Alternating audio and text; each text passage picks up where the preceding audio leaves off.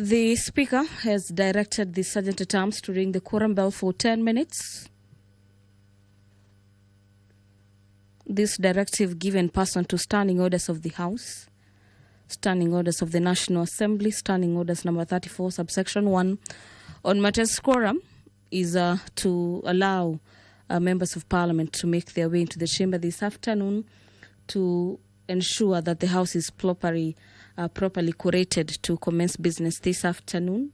We require at least 50 members of the National Assembly to be in the chambers this afternoon for the House to commence business, with a lot lined up for consideration this afternoon. On standing orders number 44, subsection 2C, Honorable Samuel Parashina, the Member of Parliament for Kajiado South, is set to seek a statement. The subject matter being the theft of safe box belonging to Mbirikani Group Ranch in Kajiado South Sub-County. This statement will be handled by the National Assembly Departmental Committee on Matters Administration and Internal Security. Well, similarly, pursuant to the same standing order, a statement that was sought by Honorable Brighton Yegon, the Honorable Member for Konoin, will be responded to today. The statement is in regards to discrepancies in tea farmers' bonuses in some parts of Rift Valley. The statement or the answers to that statement on the discrepancies in tea bonuses will be responded by the Committee on Matters Agriculture and Livestock. We await for the signal from the Sergeant at Arms to inform us that the House has attained quorum this afternoon and equally notify their counterparts in the chamber this afternoon to necessitate the House to commence business this afternoon. But away from that, the report of the extraordinary session of the 6th Pan-African Parliament PAP is a motion lined up for debate this afternoon. The National Police Service Commission Amendment Bill, National Assembly Bills number 23 of the year 2024, is yet another matter in today's order paper for consideration. The quorum has been achieved. Allow me to hand you over back to the House.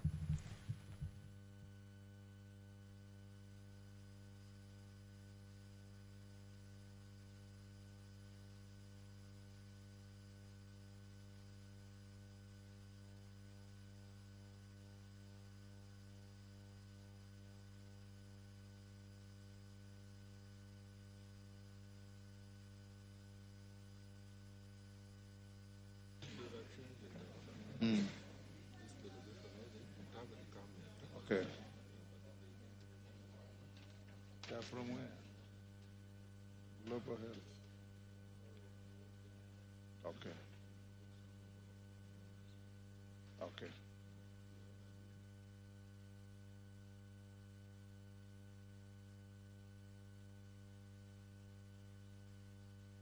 Clerk, now we have quorum. Can you? Order number 1, administration of oath. Order number 2, communication from the chair.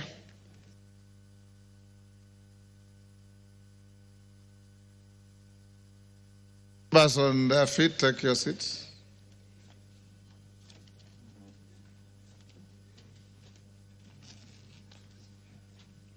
Honourable members, I've got 2 pieces of communication. The first one is in relation to authenticity and admissibility of papers tabled by the member for Mukurweini.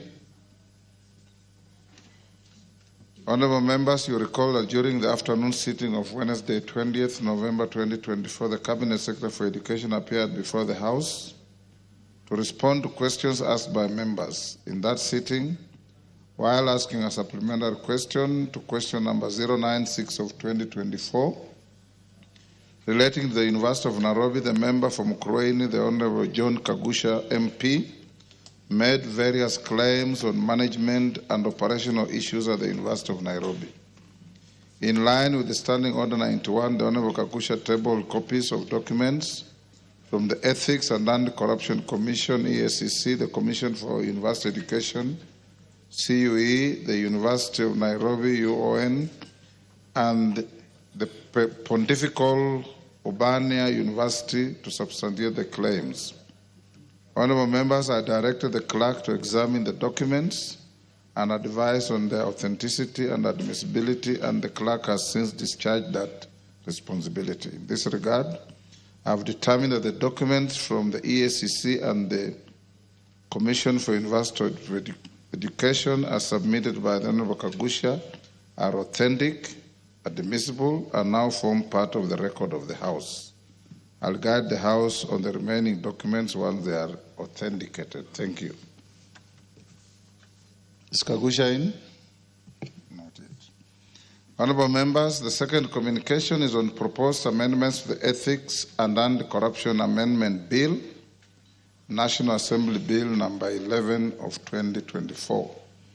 Honorable members, before we proceed to the order on this matter, being the Committee of the whole House to consider the Ethics and Anti-Corruption Amendment Bill, National Assembly Bill number 11 of 2024, I wish to make the following guidance relating to consideration of the proposed amendments to the said bill. So whoever, Deputy Speaker, will be chairing the Committee of the Whole, you take into account this communication. Members at the bar, take the nearest seats.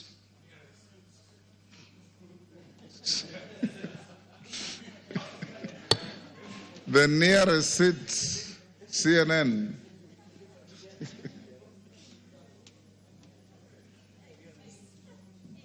Kailemia, take the nearest seat. Okay. Honorable members, as you may have observed, the notices annexed to the supplementary order paper for the afternoon sitting contains several amendments that have been proposed to the Ethics and Anti-Corruption Amendment Bill, National Assembly Bill number 11 of 2024.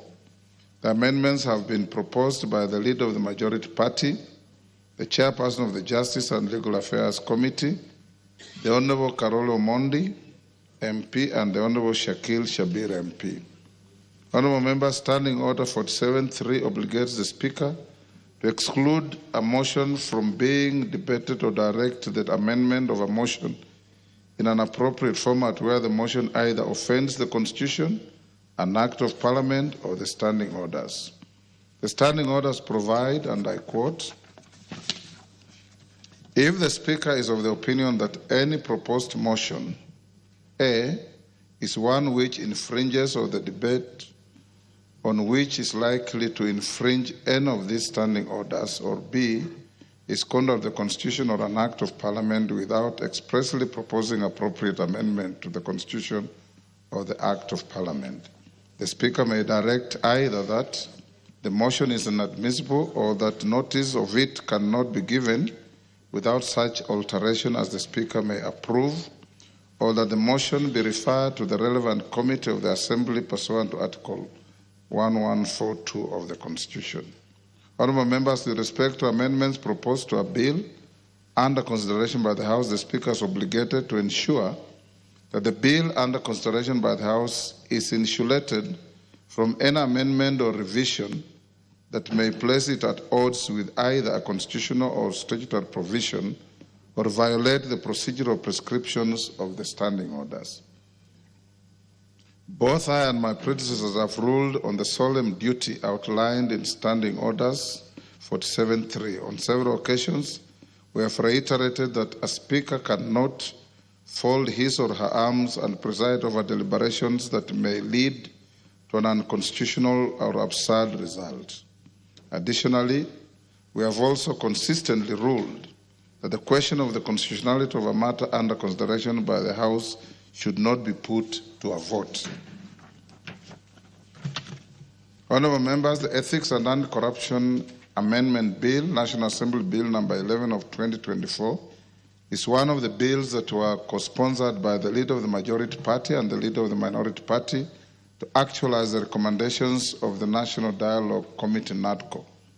The bill seeks to amend the Ethics and Anti-Corruption Act, Cap 7H, to review the qualifications for appointment of the chairperson of the Ethics and Anti-Corruption Commission.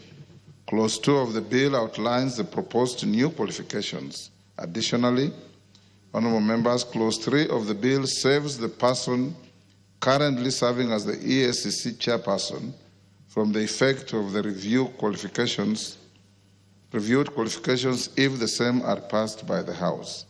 This is in keeping with the practice of this House when reviewing the provisions relating to the qualifications or terms of persons appointed to public office.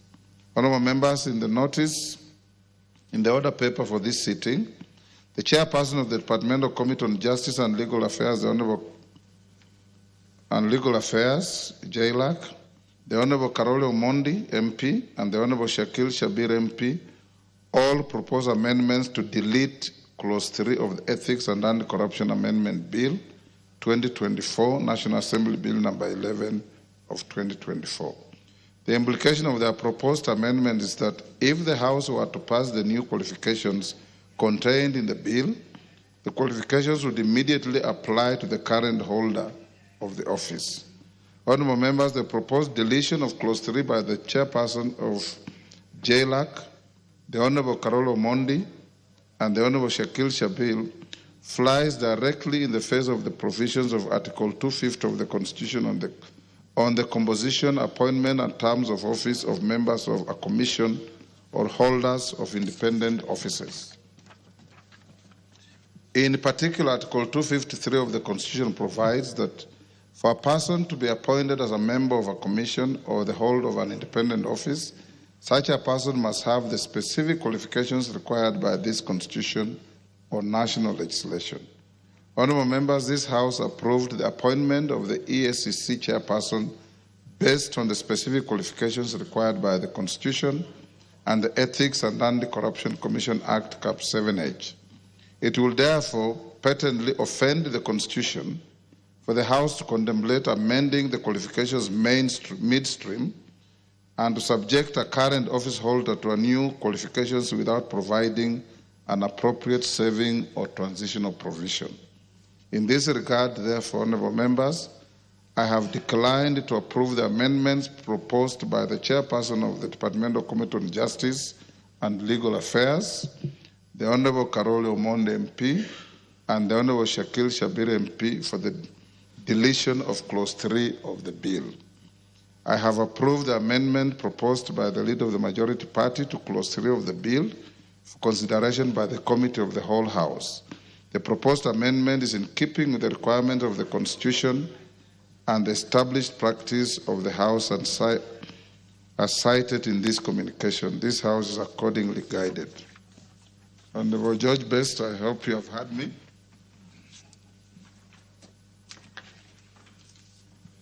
Thank you, Mr. Speaker. I've heard you, and partly I'm in agreement, partly as I'm entitled, I may not agree because of two reasons. Number one, the bill is not going to act in retrospect. The amendments will have to apply, possibly to the next office holders. Number two is that we cannot take away accrued rights of an individual, especially in this instance, the person of the chairperson of the EACC. That position has accrued to him in accordance with the act that is in force now, and any amendments would possibly not apply to him. But I'm bound by the chair, and I will abide by that ruling and observation by the chair, and it doesn't do any harm. Even your words that you have said do not indicate any dissent. Yes. So you can take your seat. Correct. Thank you very much. Thank you, sir. Yes. Avoid any situation of legislating people out of office when they have a contractual arrangement. Next order. Order number 3, messages. Order number 4, petitions. Order number 5, papers. Majority Leader.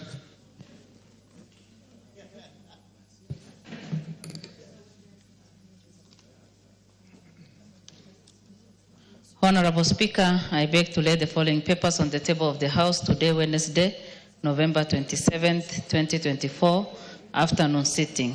Reports of the Auditor General and Financial Statement for the years ended 30th June 2021, 30th June 2022, and 30th June 2023, and the certificates therein in respect of number 1, Giriftu Secondary School, 2, Makwa Boys Secondary School, 3, Nairobi Schools, and 4, Limuru Girls Secondary School. Thank you, Honorable Speaker, and I beg to lay.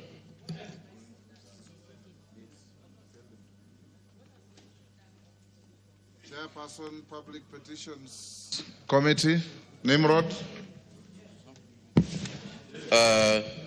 Thank you, Mr. Speaker.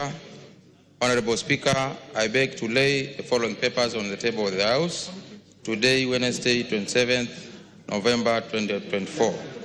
Reports of the Public Petitions Committee on its considerations on number 1, Public Petition number 3 of 2023 by Mr. Amos Nyasani regarding the management of the standard gauge railway SGR services.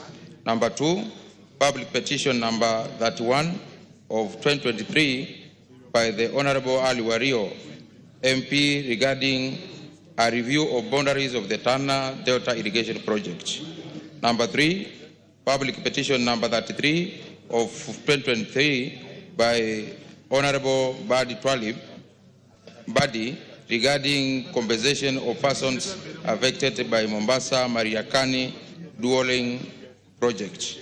Number 4, Public Petition number 41 of 2023 by the Honorable Francis Ngunga, MCA, regarding punitive charges levied by the Kenya National Highways Authority. Number 5, Public Petition number 43 of 2023 by the Honorable Adams Kapsanai, MP, regarding human-wildlife conflict in Keio North constituency.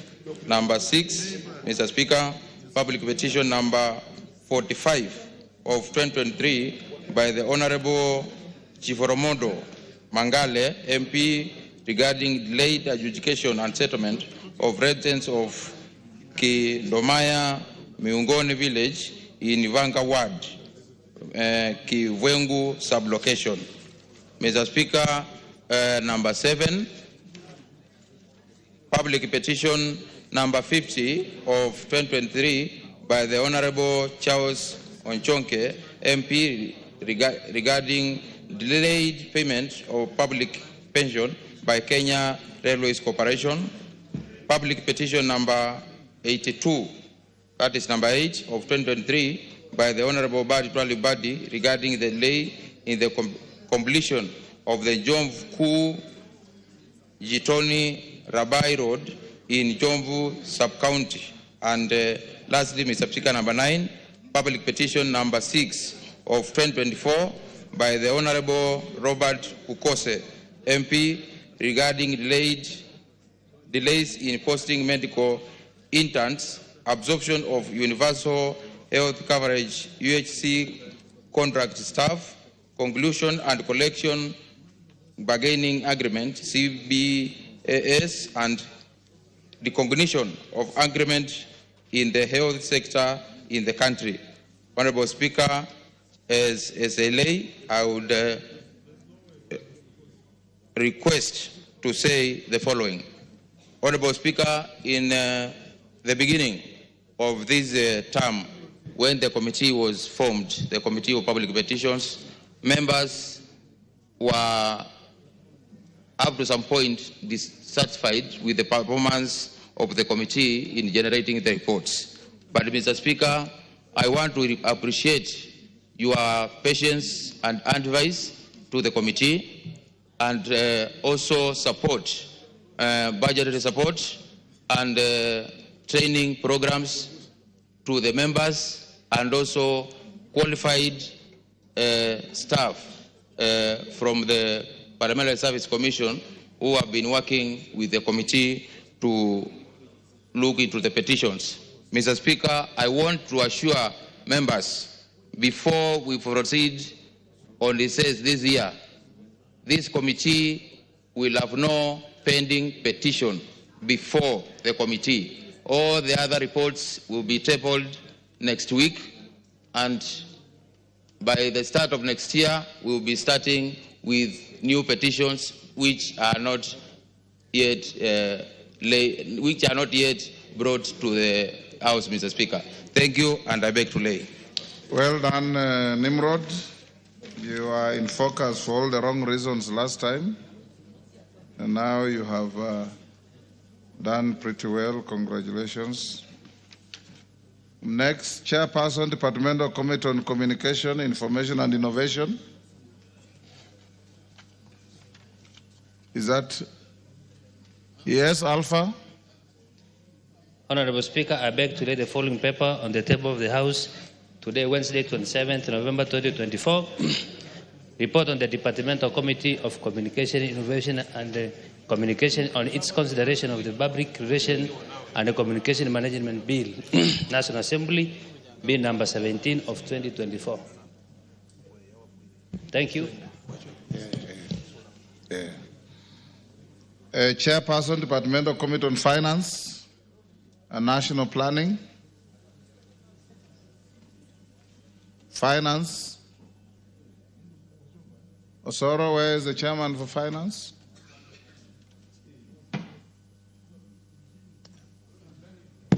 Thank you, Honorable Speaker. Honorable Speaker, the members of the Finance Committee and the Honorable Chair are conducting public participation, Honorable Speaker, for the tax law amendment. Okay, we'll stay that to tomorrow. Next order. Yes, Ruku. What is it? Honorable Speaker, in October, I think on 2nd, I asked for a statement. Order, Honorable Ruku. We have not reached statements. Which has never been responded. You only legitimately raise that point of order when we reach that order. Okay. Thank you. Next order. Before we call the next order, honorable members, allow me to recognize a delegation from the Parliament of Uganda in the Speaker's Gallery. The delegation comprises 6 members of staff from the Directorate of Hansard and Audio Services of the Parliament of Uganda, seated in the Speaker's Gallery. The delegation is on a 1-week benchmarking visit to the National Assembly. They are welcome to observe the proceedings of the National Assembly. Thank you. Next order. Order number 6, notices of motion. Order number 7, questions and statements. Right.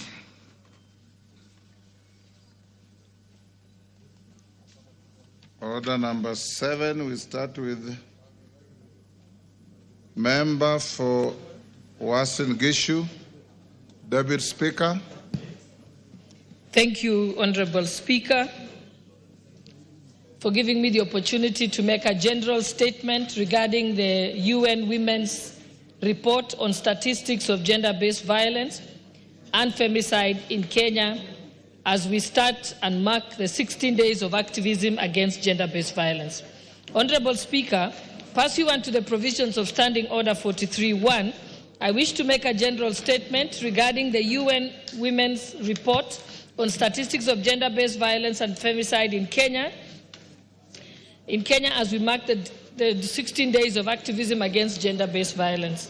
Honorable Speaker, the report states that the reports on femicides in 2023, global estimates of intimate partner and family member femicides by UN Women and the United Nations Office on Drugs and Crime, reveals that femicide remains pervasive, considering that every 10 minutes, one woman or girl is killed by an intimate partner or family member.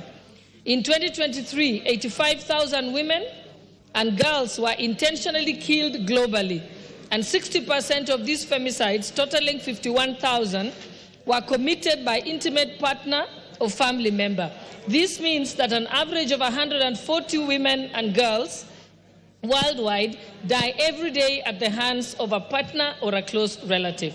Honorable Speaker, closer home, the statistical data provided by the report alarmingly reveals that Africa recorded the highest rates of intimate partner and family-related femicide. In addition, the Kenya Bureau of National Statistics indicates that 45% of women aged 15 to 49 have experienced physical violence, and that the main perpetrators of such violence against the women are husbands and intimate partners. I repeat, 45% of women aged between 15 and 49 have experienced physical violence. This is attributed to the deeply rooted patriarchal systems within African societies that afford men undue authority over women in nearly every aspect of their life, from politics, economics, to social norms. Statistical data continues to show the prevalence of social tolerance for violence against women in Kenya, with 42% of women and 36% of men believing that a man can be justified for beating his wife or partner under certain circumstances. This highlights the urgent need to address gender-based violence and femicide in Kenya through a comprehensive approach that includes legal reforms, social change, and increased awareness and support services. We must all become champions of the campaign within our political, religious, and societal spheres to eradicate the negative social norms and attitudes that normalize gender-based violence. Honorable Speaker, a home is known to be a place of refuge, but approximately 80% of femicides take place within the confines of a home, while 12% of male homicides are perpetrated within the home. This therefore calls upon us to make our homes safe again for women and girls. Male leaders particularly must take up the role of ensuring such safety within their communities and to speak up against femicide. We need male voices. Honorable Speaker, despite the progress made in the recent years, significant obstacles continue to block the path of women leaders to parity with their male counterparts. A landmark survey by the Inter-Parliamentary Union revealed that 82% of women parliamentarians worldwide have been subjected to psychological violence in form of sexist remarks, threats, and harassment. Gender-based violence is not only physical. Technology-facilitated violence has become the order of the day. Social media is the main platform for this type of abuse, where women lawmakers have been reported to receive death threats, rape threats, assault, abduction threats, and even not only towards themselves, but towards their families. These acts produces another form of gender-based violence, psychological abuse. Honorable Speaker, Chapter 4 of the Constitution, which is in the Bill of Rights recognizes the rights and fundamental freedoms of citizens and guarantees equality and freedom from discrimination of any form, including sex. Furthermore, Article 27(3) of the Constitution provides that women and men have rights to equal treatment, including the right to equal opportunities in political, economic, cultural, and social spheres. Other legal frameworks include the Sexual Offences Act, Cap 63A, Victims Protection Act, Cap 79A, Prohibition of Female Genital Mutilation, Cap 62, and Computer Misuse and Cybercrimes Act, Cap 79C, which are laws that are in place to protect the various rights of women. Despite such broad legislative framework, the issue of gender-based violence and femicide continues to increasingly become prevalent in our society.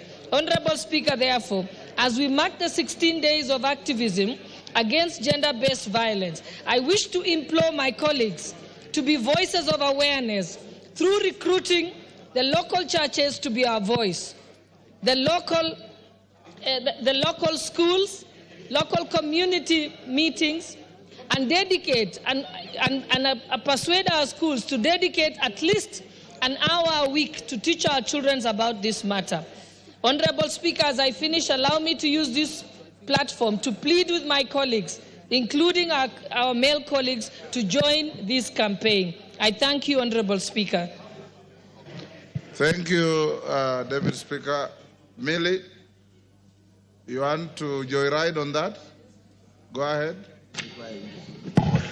Thank you, Mr. Speaker. Mr. Speaker, I want to thank Honorable Gladys Boshole for that general statement marking the 16 days of activism on gender-based violence. For those who do not know why we mark the 16 days, there are two incidences that inspired this. One was the killing of the Mirabal sisters by the Trujillo dictatorship, Mr. Speaker, because of politics. They were basically women who wanted a different governance, and they were shot and killed by the Trujillo dictatorship in the Dominican Republic. Mr. Speaker, the other one involved a case in Canada where a young man walked into an engineering class and shot dead women because they were undertaking engineering, which he considered a male subject. And Mr. Speaker, those may be in the extreme, but what we are experiencing is different forms of violence against women. And of course, when we are marking gender-based violence, it's not just about women, but it is both men and women, except that we realize and acknowledge that women are disproportionately affected. Whenever we raise these issues, people normally ask us, why do we keep talking about women? Even my deputy here has just challenged me and said, Millie, this week we are all talking about gender. In fact, I wanted to congratulate Honorable Esther Passaris for her commitment, because she has even been wearing orange. Order, Millie. There's a point of order from Ruku. Mr. Speaker, Millie, she is raising a very important... Honorable Millie. Honorable Millie, yes. She's raising a critical point, but you can see men are not listening. You can see Honorable Bui, Honorable CNN, Honorable Mwenje, they are busy discussing other issues. You know, and the issues of women are critical in our society. As the end of state said here, when this issue is being discussed here, Honorable Speaker, all men need to be attentive under the sun to see Honorable Bui and CNN very busy next to Honorable Miri, yes, when Donya. she is raising a critical point. Honorable Are they in order, Mr. Speaker? Yes, Donya, get the mic first. Is he a God to know what they are discussing? And is even mentioning the names, the electorates are listening, that their members of parliament are idle. Can he apologize, Mr. Speaker? How has he known what they were discussing? Yet they were saying they are discussing about women affairs, how they are promoting the bills, and how they are supporting our speaker in parliament. Can he withdraw and apologize? Millie, go on. Thank you, Mr. Speaker. Mr. Speaker, I can see Donya is a very good student and she has learned to be heard. You know, in my mother tongue, we say, Teloika or Telo Kumingat. Leadership is grabbed, it is not given. That is why my book is rigged or be rigged. Because if you don't rig, you are going to be rigged. But that having said that, Mr. Speaker, I just wanted to pick on what Honorable Ruku has said, and I'm glad that he has brought attention to the male members. And I'm glad that he's brought especially to CNN. Honorable CNN, listen to me.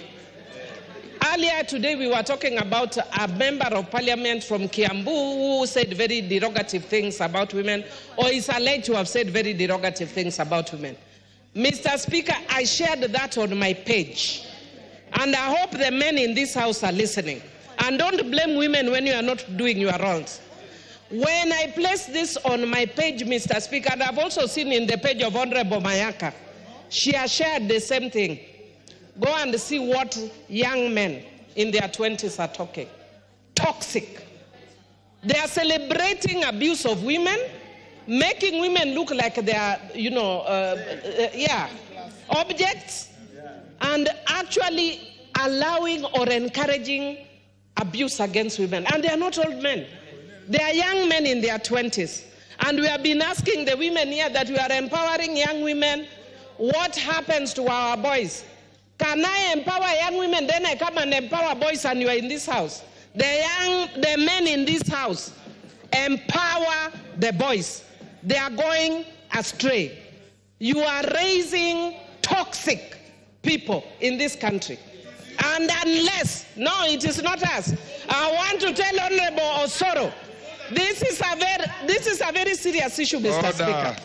Unless we take this issue seriously, why would I call anybody Kadadi? But Mr. Speaker, at my age, I'm menopausal, I can't call anybody Kababa. Mr. Speaker, Mr. Speaker, the men in this house need to understand, and I'm not taking this jokingly, our boys are going astray. Yes. I had said here, and Esther even said, that during that protest, they are sending us their private parts. A boy who is young enough to be my grandchild. What do I do with this private part? Am I studying biology? No. But us, at least the girls, we are mentoring them. You mentor the boys. Our boys are going off. Thank you, Honorable Gladys. Let me stop there, Mr. Speaker. And thank you. Yeah. We'll end there on that. Yes, Kwenya. On the same issue? Indeed, Mr. Speaker, I'll just allow me. Yes. Thank you, Mr. Speaker. You know, this is a very important matter that has been brought to the attention of this House, and I really want to thank the Honorable Boss Sholei for the statement. But on the same, Mr. Speaker, issues to do with GBV are not squarely in the purview of our sisters and our ladies. It is a matter that is communal in terms of who should deal with these matters. And Mr. Speaker, I happen to be a father of girls. And indeed, it has come a time that we need to protect the gender that is endangered, that is women. Today we have predators in terms of men who will lure our girls, you know, with cheap stuff, cheap lies, and lead them to danger. And Mr. Speaker, I wish to appeal to every leader who is worth their salt that it has come to a time when we must take charge of our children, we must take charge of our women, we must take charge of our men as well, because we are all endangered. Yesterday, I was looking at some clip of the kind of violence that is meeting both genders, and I mean both genders, so to say. And I thought to myself, as much as we are talking about our women, our girls. Be careful, some of those clips are AI generated. Yes.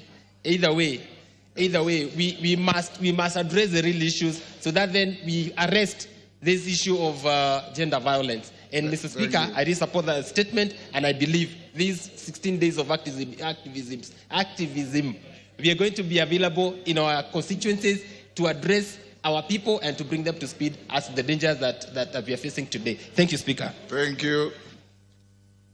On the same issue?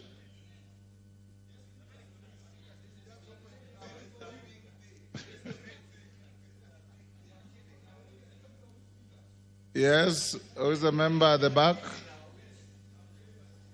Karima Bishop? Yes. Thank you, Speaker, for giving me this opportunity. The issue before us and the issue as it pertains to our boys and girls in Kenya and gender violence as it is, it should not be separated from the religious aspect of it altogether, because Kenya as a society is mainly a religious society. Over 70% are Christians, and the other, over 25% are Muslims, and then the rest other kind of religions. Speaker, as it is, for those young men and women who attended nursery schools in their churches, they have been mentally poisoned after they left their original backgrounds. And they have become bitter because from the one go, when we had a government before multi-party, there came a time when we used to promote honoring girls, whereby boys became jealousy of the situation. Everywhere, up to and including Meru, there are Moi, Mawa girls, Kapropita girls, everywhere girls, everywhere girls. We forgot about the boy child. Then there came activism. When it came to activism, things were slumped on us as a society, the Kenyan society, and we forgot our culture and background, whereby boys used to protect their sisters in all aspects of life, and they used to look upon them as their young mothers and future wives, whereby each used to feel obliged to protect a girl next to him, even when we were in primary schools. And now it comes that we are competing for the few resources which are there, and we have removed religion from the actual society which is existing. Like in this house, when it comes to debate issues, especially pertaining to parenthood, sexuality, and different genders, we talk and mention things which are not mentionable outside this house. And as for that, things are taken for granted outside. So violence is entrenched in our young men through adult entrances.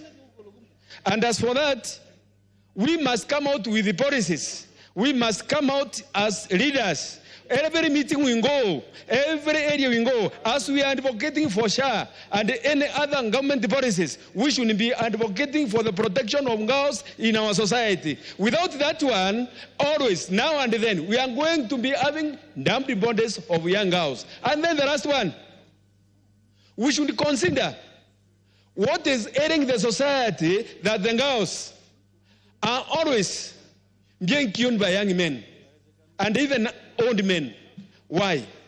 The point is that there is that idea of whereby we are not trying to look at the cause of violence in a neutral way, so that at least we should advise our young men, boys and men, that girls are there to be protected. And then girls, what should be done to them? Mothers, you are not mentoring them around to be challenges to men. You should be mentoring them to be respecting one another. Out of that, the society is going to be coexisting in a peaceful way. Thank you, Mr. Speaker.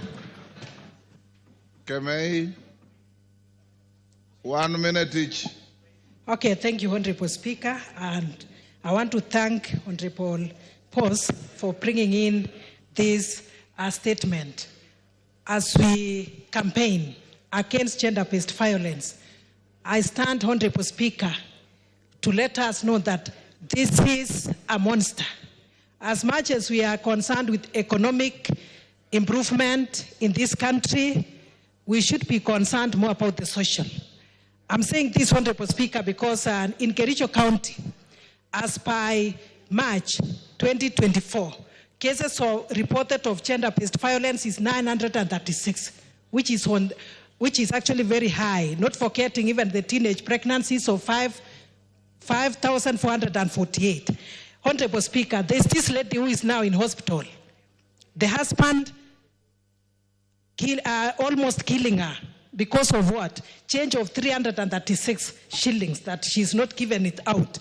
Another one was chopped off her ears. Reason the husband said, she's not listening to me, so I have to remove the ears so that I don't know how she will now listen. Honorable Speaker, the problem that we also have is...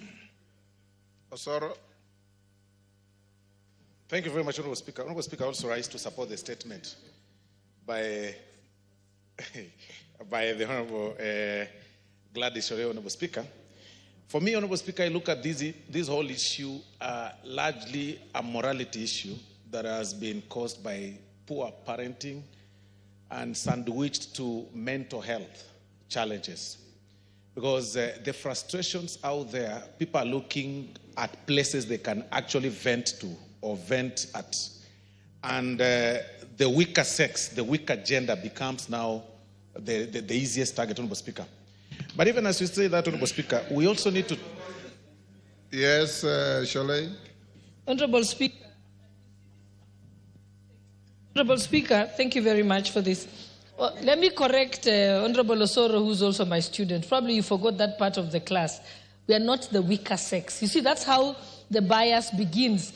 We may be weak in our muscles, but our muscles are in our brains, not in our hands like yours.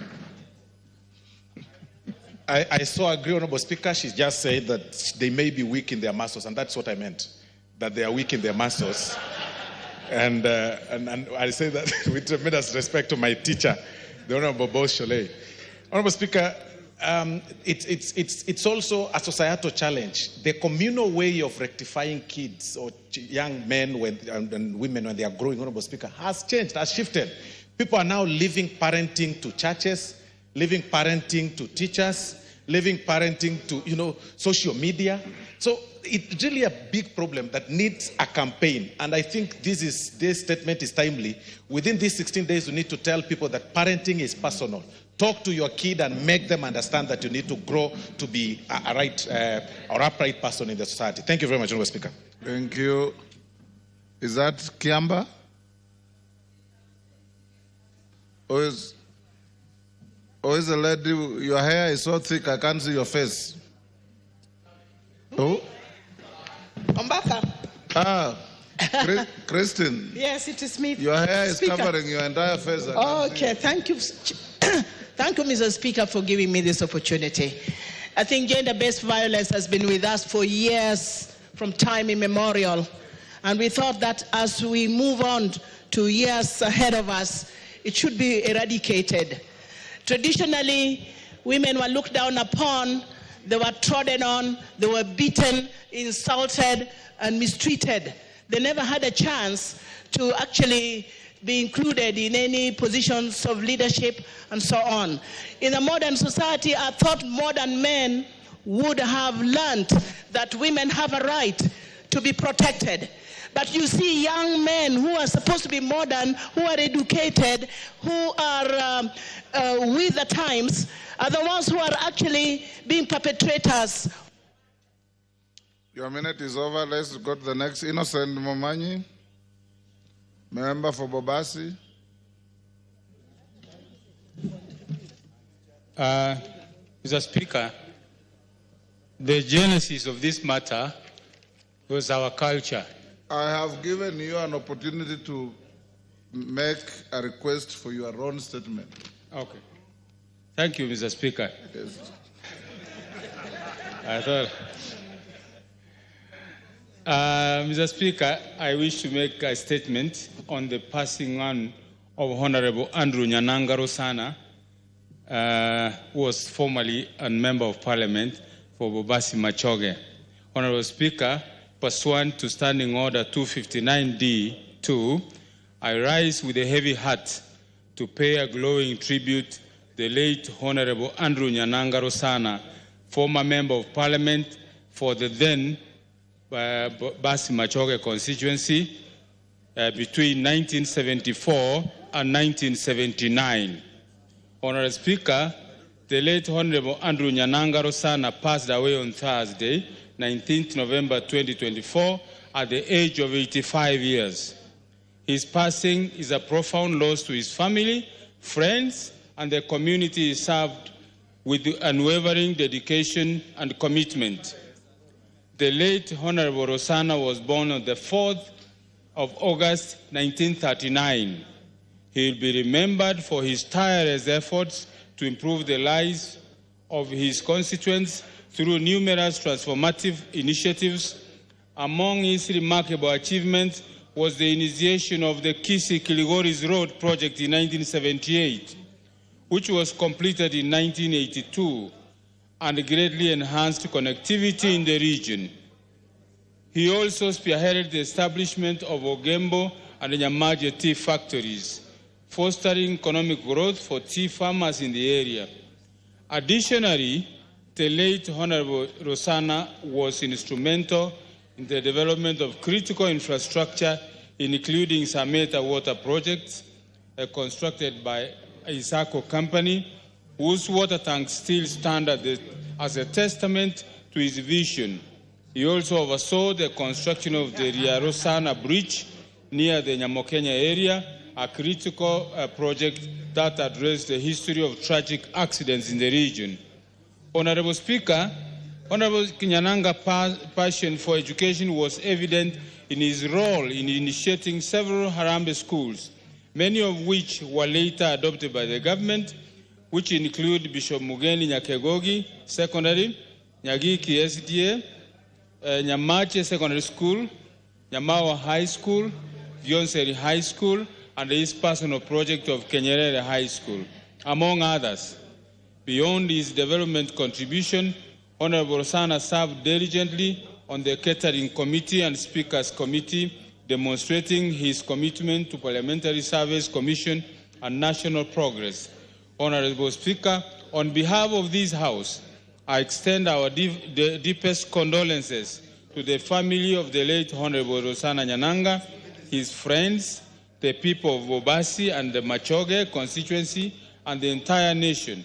As we mourn his loss, may we draw inspiration from his extraordinary life of service and dedication to humanity. May his soul rest in eternal peace, and may his family and loved ones find comfort in the indelible legacy he leaves behind. Thank you, Mr. Speaker. And may you pass our collective condolences to the family of our departed former colleague. Honorable members, before we come back to continuation of statements, let's go to order number 8 and 9 so that we put the questions and then come back to the statements. Call out order number 8. Order number 8, motion, report of the Committee of the Whole House on the Coffee Bill, Senate Bill number 10 of 2023, question to be put and third reading. Honorable members, in the last evening sitting, the question was proposed. I now put the question, which is that the House do agree with the committee in the said report. As members of that opinion say aye. Will those of the contrary opinion say nay? The ayes have it. The mover. Thank you very much, Honorable Speaker. Honorable Speaker, I beg to move that the Coffee Bill, Senate Bill number 10 of 2023, be now read at that time. And I also request the Honorable Dido Rasso to second, Honorable Speaker. Thank you. Rasso. Thank you, Mr. Speaker. I second. Thank you. Order member for Trans Nzoia. Order member for Trans Nzoia. Take your seat. Take your seat. Honorable members, I now propose the question, which is that the Coffee Bill, Senate Bill number 10 of 2023, be now read a third time. I now put the question, and I confirm we have enough numbers to vote, which is that the Coffee Bill, Senate Bill number 10 of 2023, be now read a third time. As members of that opinion say aye. Aye. Will those of the contrary opinion say nay? The ayes have it. A bill for an act of parliament to provide for the establishment of the Coffee Board of Kenya and the Coffee Research and Training Institute, the roles of the national and the county governments, the regulation, development, and promotion of the coffee industry, and for connected purposes. Thank you, honorable members. For those of you who stayed until past 9 to pass this bill, I say hongera. That was tremendous industry from members, and I think that is the way things should go. Next order. Mwenje, why are you raising your hand? Were you also among them? So you are congratulating yourself. Very good. Well done. Next order. Order number 9, special motion, consideration of nominees for appointment to the National Gender and Equality Commission. Question to be put. Order, honorable members, Milemba and group, take your seats. Order. Take your seats, Milemba. Take your seats.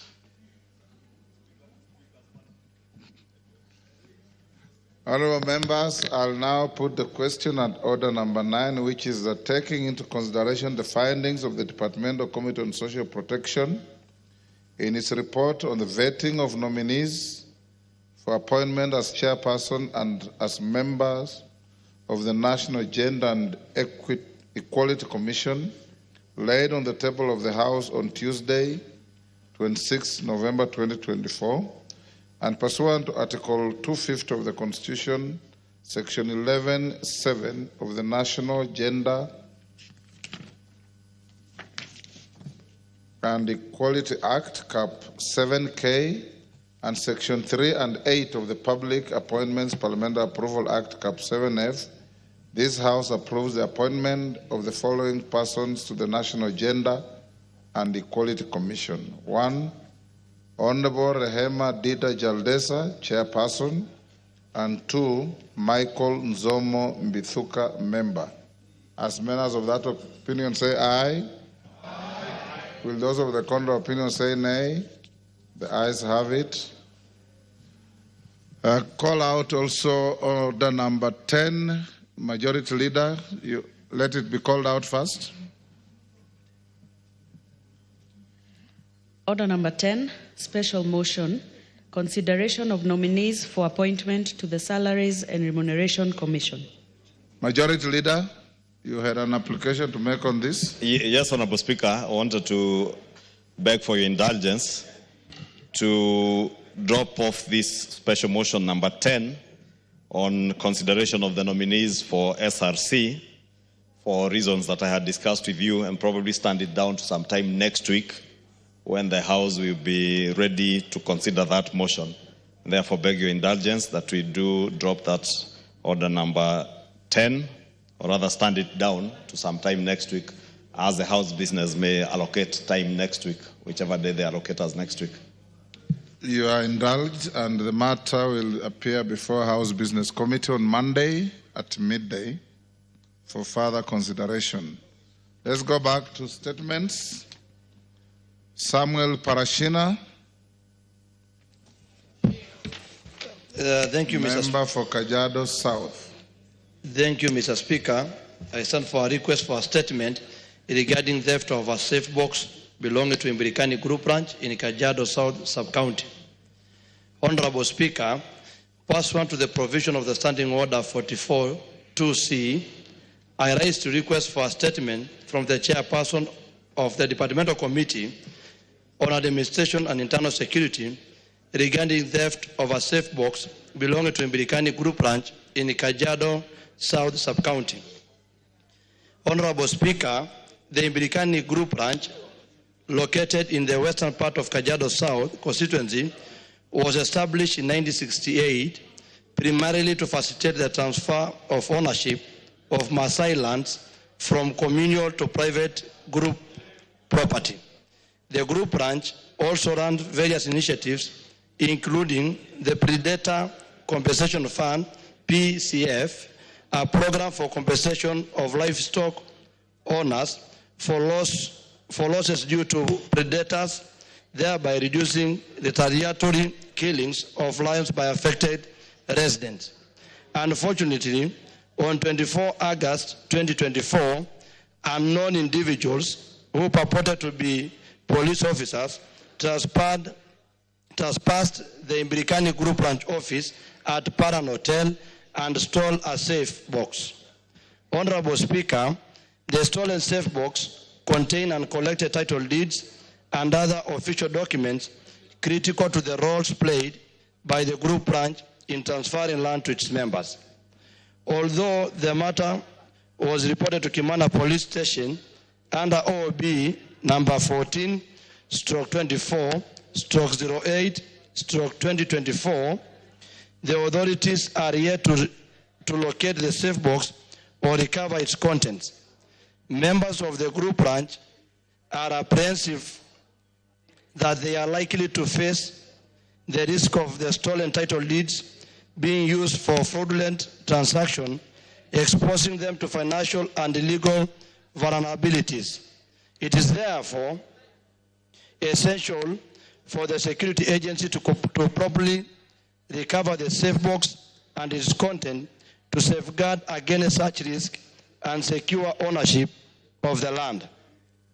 Honorable Speaker, It is against this background that I request for a statement from the chairperson of the Departmental Committee on Administration and Internal Security on the following. 1. A report on the investigation conducted, including whether any arrests have been made since the incident was reported by Birikani Group Branch to Kimana Police Station under OOB number 14/24/08/2024. 2. The measures being taken by the Ministry of Interior and National Administration to facilitate the recovery of the title deeds and other official documents belonging to Imbirikani Group Branch documents. I thank you, Honorable Speaker. Chair, Security. Russell, you are the Vice Chair. Yes, Mr. Speaker. Are you able to bring a response before we... Mr. Speaker, the committee is sitting tomorrow at 1000 hours. Okay. I want Honorable Parashina to appear before the committee because it is about the interest of the people, which cannot wait until maybe February. So for that reason, on our own motion, we'll try to pursue it. If you don't respond by Friday, the question will collapse unless it's asked again when we resume. So Honorable Parashina, appear before the committee tomorrow at 10. Thank you, Mr. Speaker. To prosecute your... I will. Thank you, Mr. Speaker. Do you want to be informed, Parashina, by the Deputy Speaker?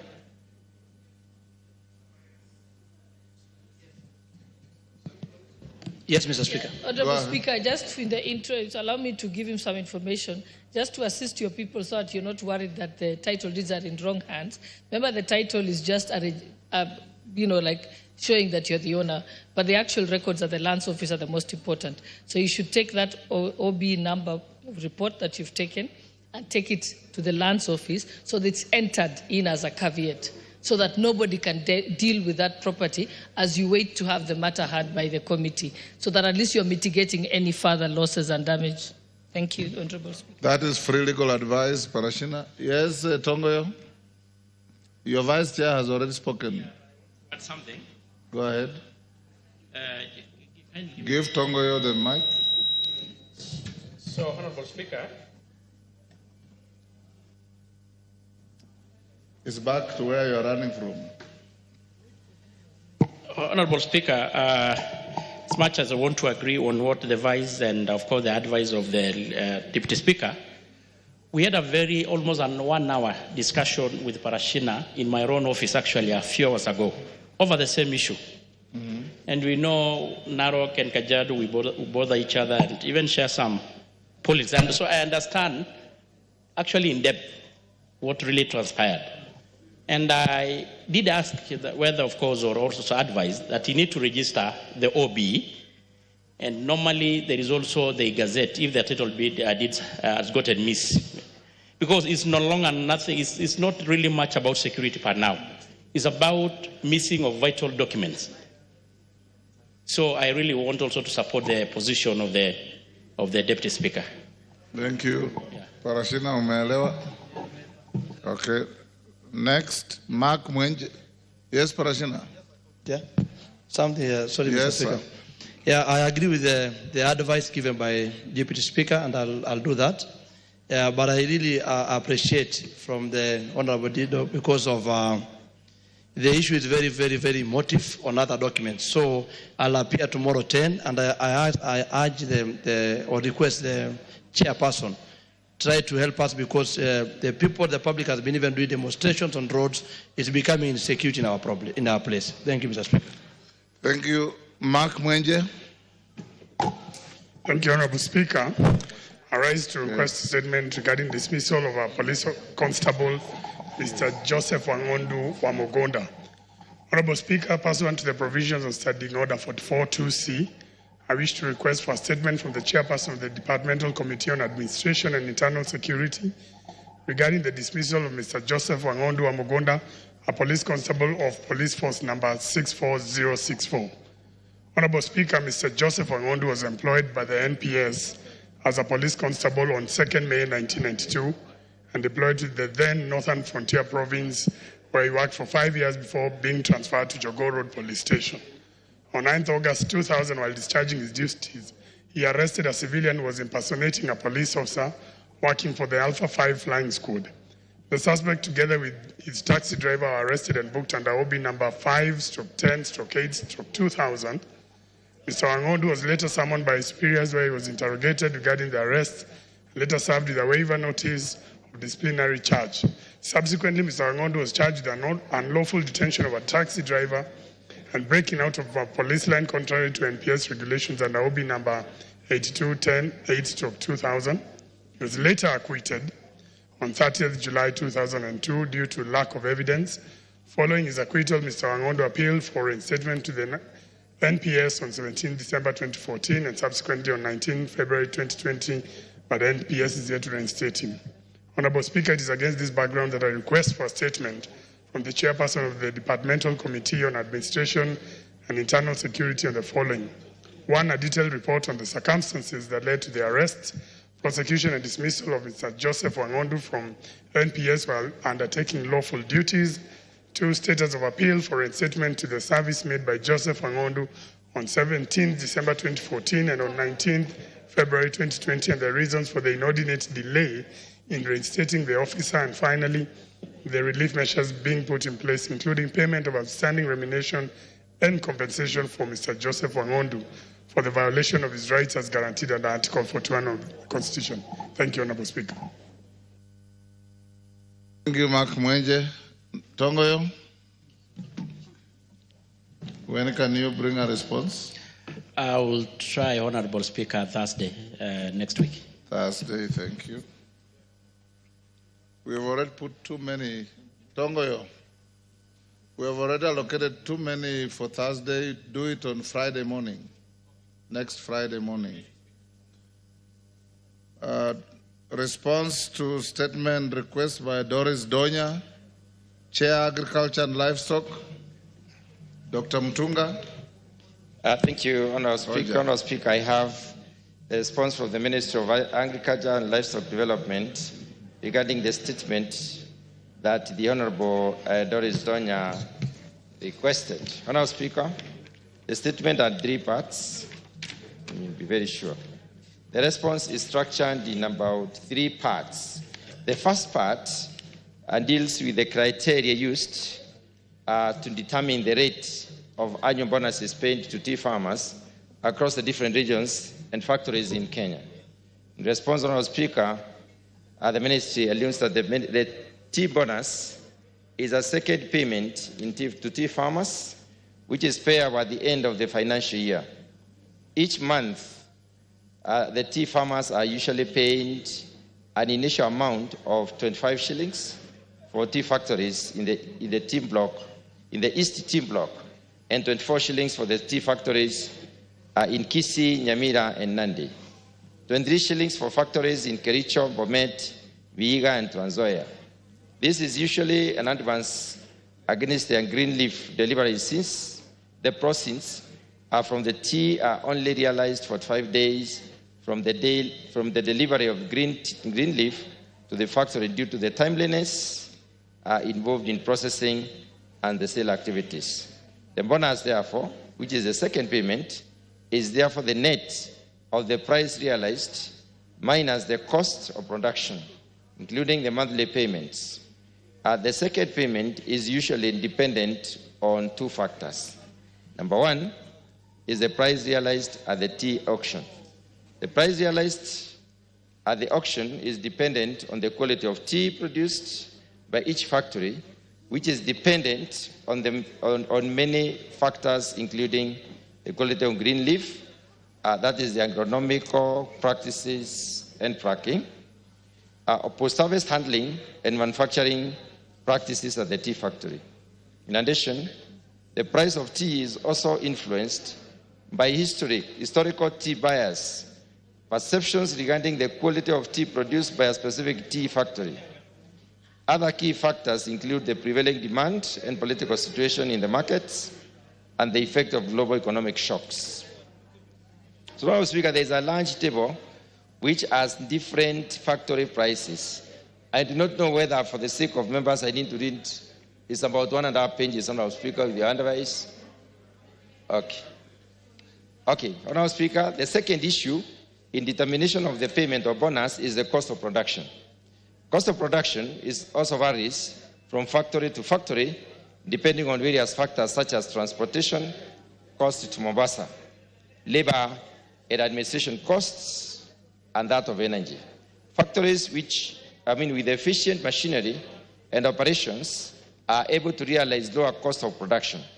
This means that a factory which realizes a lower price and has a relatively higher cost of production will end up with lower net income and will therefore pay less bonus to the farmers. The third issue is a process involved in bonus determination. The T-bonus is usually calculated at the end of each financial year after all revenue and costs have been determined, financial statements prepared and audited by an external auditor. The financial statements are then presented to the factory boards for approval together with the proposed rate of bonus, subsequent to which the directors disseminate the same to the factory shareholders or growers. The second issue, in responding to the statement, is on the reasons behind the significant variations in bonus payment to tea farmers in the country. The response goes as follows. The disparities in bonus payment between different factories in the country is determined by the price realized at the tea auction and the cost of production.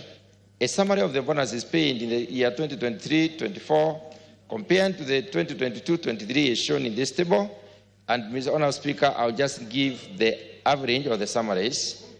According to East Block, the first 4 factories, which are basically in Kiambu, are paid an average of, in the year 2023-24, they were paid 73 shillings per kilogram.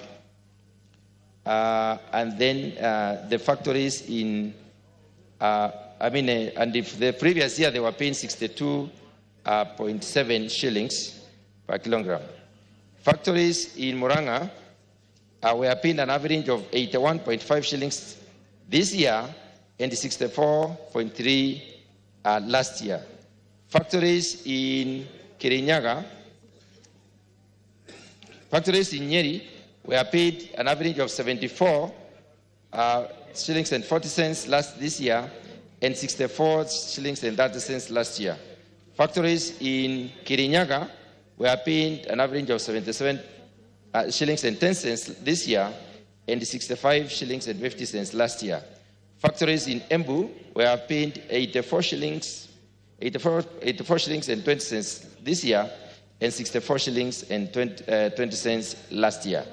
And factories in Meru were paid 76 shillings and 80 cents last year and 67 shillings this year they were paying 76 shillings and 80 cents, and last year they were paying 67 shillings. So East Block averages were such that the factories in East Block were paid an average of 78 shillings and 10 cents this year and 64 shillings and 80 cents last year.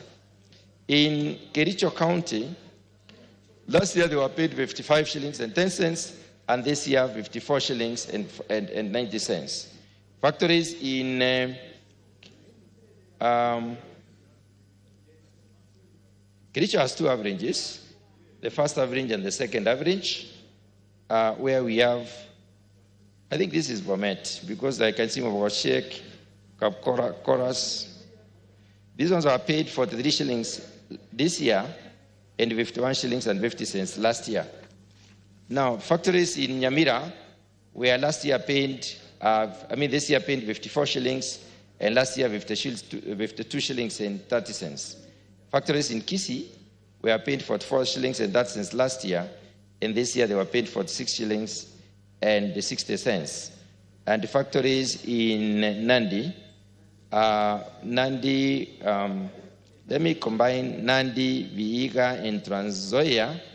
They were paid 48 shillings and 80 cents last year, and this year they were paying 50 shillings and 90 cents. So on average, Honourable Speaker, factories to the east, to the west of Rift Valley were paid, or the Western Bloc tea growing area, were paying 65 shillings and 95 cents this year, and 59 shillings and 20 cents this year. So from the above analysis, it is apparent that the average total payment increased by 12% from an average of 52 shillings and 2 cents in the financial year 22-23 to 65 shillings and 95 cents in the financial year 23-24. Likewise, the total payment to farmers increased by 34% from 67 shillings and 67.6 billion in the year 2022-23 to 90.5 billion in the year 2023-24. Notably, due to the high volume of green leaf, farmers in some of the factories in the West Rift earned more income than those in the east of the Rift. So the third issue, Honourable Speaker, is the measures the ministry is taking, the measures that the ministry, through the relevant agencies such as Tea Board of Kenya and the Kenya Tea Development Agency, is taking to ensure that all tea farmers receive fair, uniform, and transparent bonuses based on their production levels. The response goes as follows. Tea factories within the west of Rift generally fetch lower prices compared to the ones in the east of the Rift Valley due to quality differential occasioned by the farmers' husbandry practices. In addition, the cost of production in various factories differs owing to the differences in the style of management and the oversight by various factory boards of directors. Most factories in the west of the Rift Valley also have loans for establishing satellite factories, which attracts high financial costs as compared to the factories in the east of the Rift Valley. Therefore, it is not possible to have uniform payment, but it is possible to reduce the gaps between the factories in the two regions. Cognizant of the differences in tea prices, the Tea Board of Kenya has initiated a strategic tea quality improvement program called STQIP, aimed at assisting tea factories with lowest tea quality to improve and meet the market requirements. The ministry has appointed a committee to develop a minimum standard on leaf quality, which once fully implemented will address most of the quality challenges affecting the tea factories in the Western Tea Bloc. Since green leaf quality is a key determinant factor to the quality of made tea, and which in turn determines the price of made tea offered by the buyers, Tea Board of Kenya, in collaboration with the counties, will continue to sensitize the farmers on green leaf quality standards. Other measures taken by the ministry include interventions aimed at reducing the cost of production at the farm level, which have been put in place in collaboration with the Kenya Tea Development Agency. Recently, KTDA MS, on behalf of all the smallholder tea farmers, imported 97,000 metric tons of fertilizer at a cost of 3,400 per 50 kilogram bag. To reduce the cost borne by the farmer to about 2,500 shillings per 50 kilogram bag of fertilizer, the government will allocate 2 billion shillings as fertilizer subsidy to the tea farmers. The government support on access to fertilizer at subsidized prices has continued to enhance productivity at the farm level and the quality of tea, and ultimately the earnings to the tea farmers as envisaged under the bottom-up economic transformation agenda. The fertilizer imported by KTDA is currently being distributed to the farmers and across tea growing areas. Finally, Honourable Speaker, there was the question of the timeline within which the ministry will address the disparity to ensure that tea farmers across the country are treated fairly. The response goes as follows. Development of a draft minimum standard on tea leaf quality, is ongoing and is expected to be completed by November 2024, which is by the end of this month. However, for it to be enforced, it requires proper public participation as required by the Constitution. The Ministry is therefore requesting the National Assembly to provide additional budget allocation to undertake public participation on guidelines, standards, and other regulations necessary to address most of the quality challenges facing tea farm factories in the West Tea Block. The Strategic Tea Quality Improvement Program is a 5-year program which have been ongoing for the last 2 years and is aimed at assisting tea factories with lowest tea quality to improve and meet the market requirements. The program has achieved notable milestones, and some factories in the west of the Rift have gradually started making improvements in the quality of tea produced, such as the Mumu and Ogembo tea factories. The initiative on quality improvement program is expected to ensure factories manufacture tea of high quality that is discerned by the market. Once this is achieved, prices of the affected factories are expected to improve gradually within a period of 1 year, taking into account the market dynamics of supply and demand in the global market. I submit, Honourable Speaker. Thank you very much. Thank you, Mr. Speaker. It is very peculiar for the committee to tell the Kisii community that because of historical tea buyers' perceptions, their bonuses are less. Perceptions. It's like saying there is the narrative that all African communities are wizards. They are night runners. Then you believe that perception. Giving an answer to the Kisii, Rift Valley, and Nyamira County that perceptions have made their farmers not to have good bonuses is an abuse to our farmers, Mr. Speaker. Then they're talking of the plucking. I'm not even a tea farmer, but I know from our neighbors, they are told, during the plucking, you pluck 2 leaves and a bud. It is even taught in schools. Then they are giving it as a reason why these people don't get good bonuses, Mr. Speaker. Really? Then you talk of political influence, as if in Kisii, in Rift Valley, we have intense politics. Well, an analyst can say Kenyan political scenes are more of the same. I take it back to the sender. This is half-baked answer. Have it back, please. It's not making any sense. Historical perceptions. That is what you are telling Kisii farmers. Really? No. Back to the sender.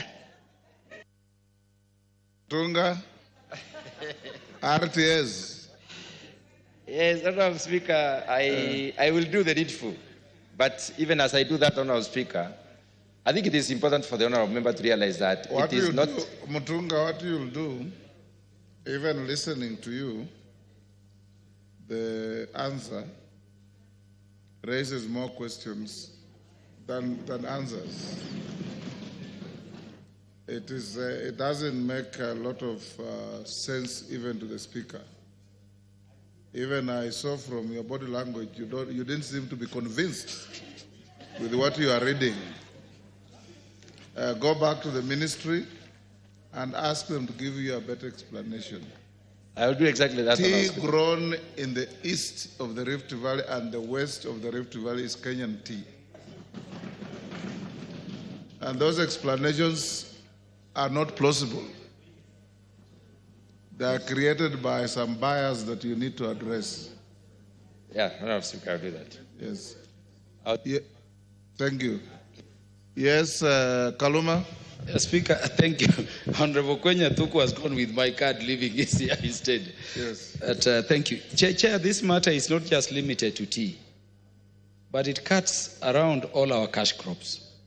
You go to coffee, you go to rice, even in terms of rice, the prices are varied across the country.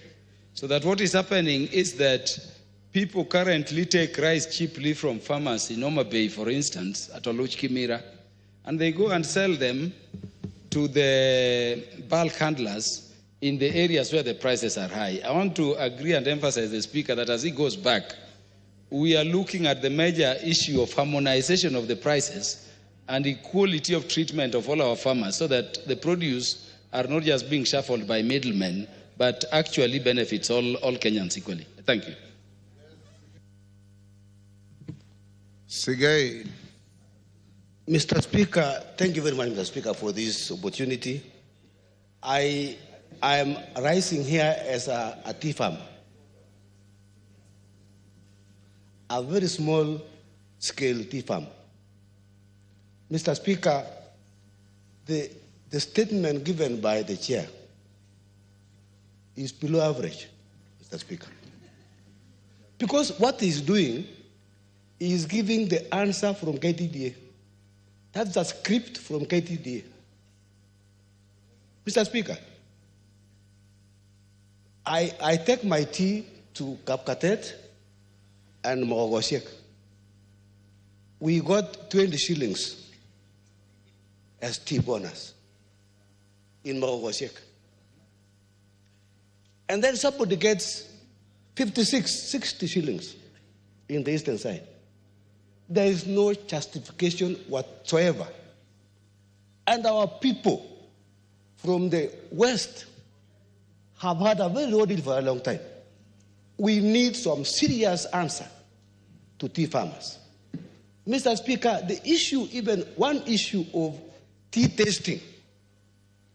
Chair, Mr. Speaker, where somebody is tasting by mouth in the auction in Mombasa. And then he tells us that's high quality. We want a serious technological approach on how to taste tea. Mr. Speaker, we have a lot of problems. Our farmers are toiling. They go to the farm very early in the morning. They are rained on. And then they get a raw deal. Mr. Speaker, we can't accept. There must be an answer. We have a big problem, and my people are suffering in Sotik. And Chair, we need a better answer. If need be, Mr. Speaker, we need to probe. Get a probe of what's happening in KTDA. Otherwise, we'll continue suffering, and we cannot allow this thing to continue. Our people have been given a raw deal. And Chair, I agree with my colleague there that the answer should be thrown out. Thank you, Mr. Speaker. Thank you, Honorable Speaker. First, I would like to say that I come from Embu, and we have 3 factories that have always been ranked as among the factories producing among the best tea. Honorable Speaker, in the world we are in, quality really matters. And the quality of tea, Honorable Speaker, comes from usage of machines to do harvesting of tea, and the other ones that are done manually by people.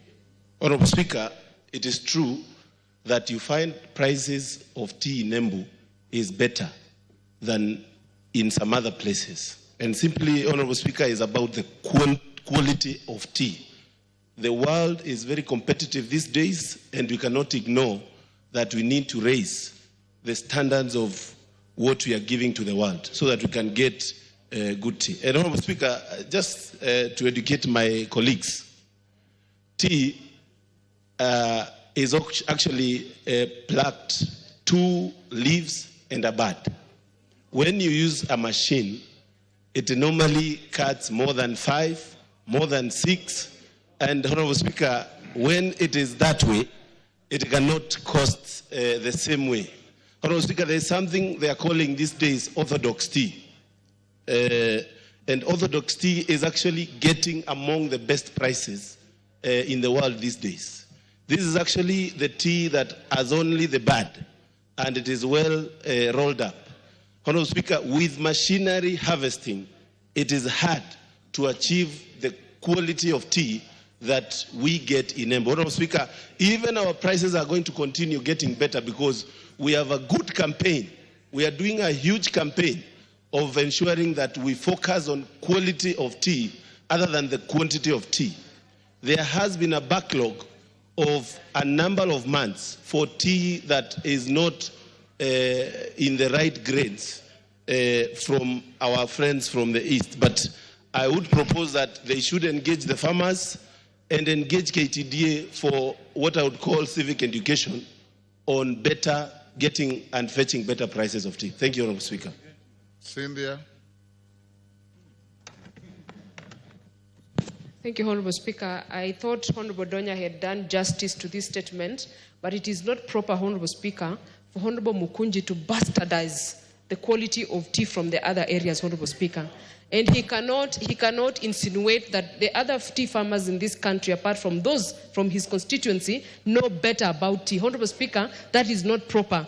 Honorable Speaker, my point was not actually on the tea itself, but on the colloquial manner that the executive is answering the statements that are raised by members of this House. Honorable Speaker, I have sat here several times. I have listened and heard the chairs of the respective committees respond to statements in this House. And Honorable Speaker, I can deduce from my very little and common knowledge that they are not taking it as seriously as they should be taken. Honorable Speaker, that response does not even qualify to come from a layman person who has no expertise in matters tea. And that executive, Honorable Speaker, must start taking this House seriously and give us proper answers, because we are not asking these questions just for the sake of asking them. We are asking them, Honorable Speaker, because we have real issues at home. In Nandi County, Honorable Speaker, we have large-scale tea farming. We have small-scale tea farming. The farmers in Nandi go on the streets every day because they go through a lot to get that tea to the factory. And then what do they earn? Petty peanuts here, Honorable Speaker, in the name of quality and standards. We all know the quality and the standards of tea, and they cannot be lying to us, Honorable Speaker. And they should take this civic education they keep referring to the village, so that those people can then take it up if they feel that that is the problem. Otherwise, Honorable Speaker, the executive need to up their game and give us proper answers to the serious questions we ask in this House. Member for Kishugu. Thank you, Honorable Speaker. I represent Geshogo, where we usually have two factories, Kemunye and Tumaita. And connected to the question that was asked by Honorable Donya, I also had asked some questions which were responded to, but actually they were also not very satisfactory. I want to agree with Honorable Member for Sotik that this is most likely a response that has been given by the KTDA to the CS, and there's no harm in doing that. But CS should do more to get proper information. Farmers are suffering, and KTDA has a tendency of reserving or keeping some money for farmers for unknown reasons. I think, without going to the detail, because we've already given direction to this matter, Honorable Speaker, the Committee on Agriculture needs to do something about KTDA, including a thorough probe on the activities that are happening at the KTDA. They are still exploiting farmers. These people are employed by the farmers, but it appears it's like they have employed the farmers. That is the direction to take, Honorable Speaker. Thank you. Dr. Mutunga. Like I did say, your answer is far, far away from the mark, falls short of expectation, and avoid the stereotyping that is coming from Honorable Mukunji. That kind of stereotyping is not good for building a united Kenya.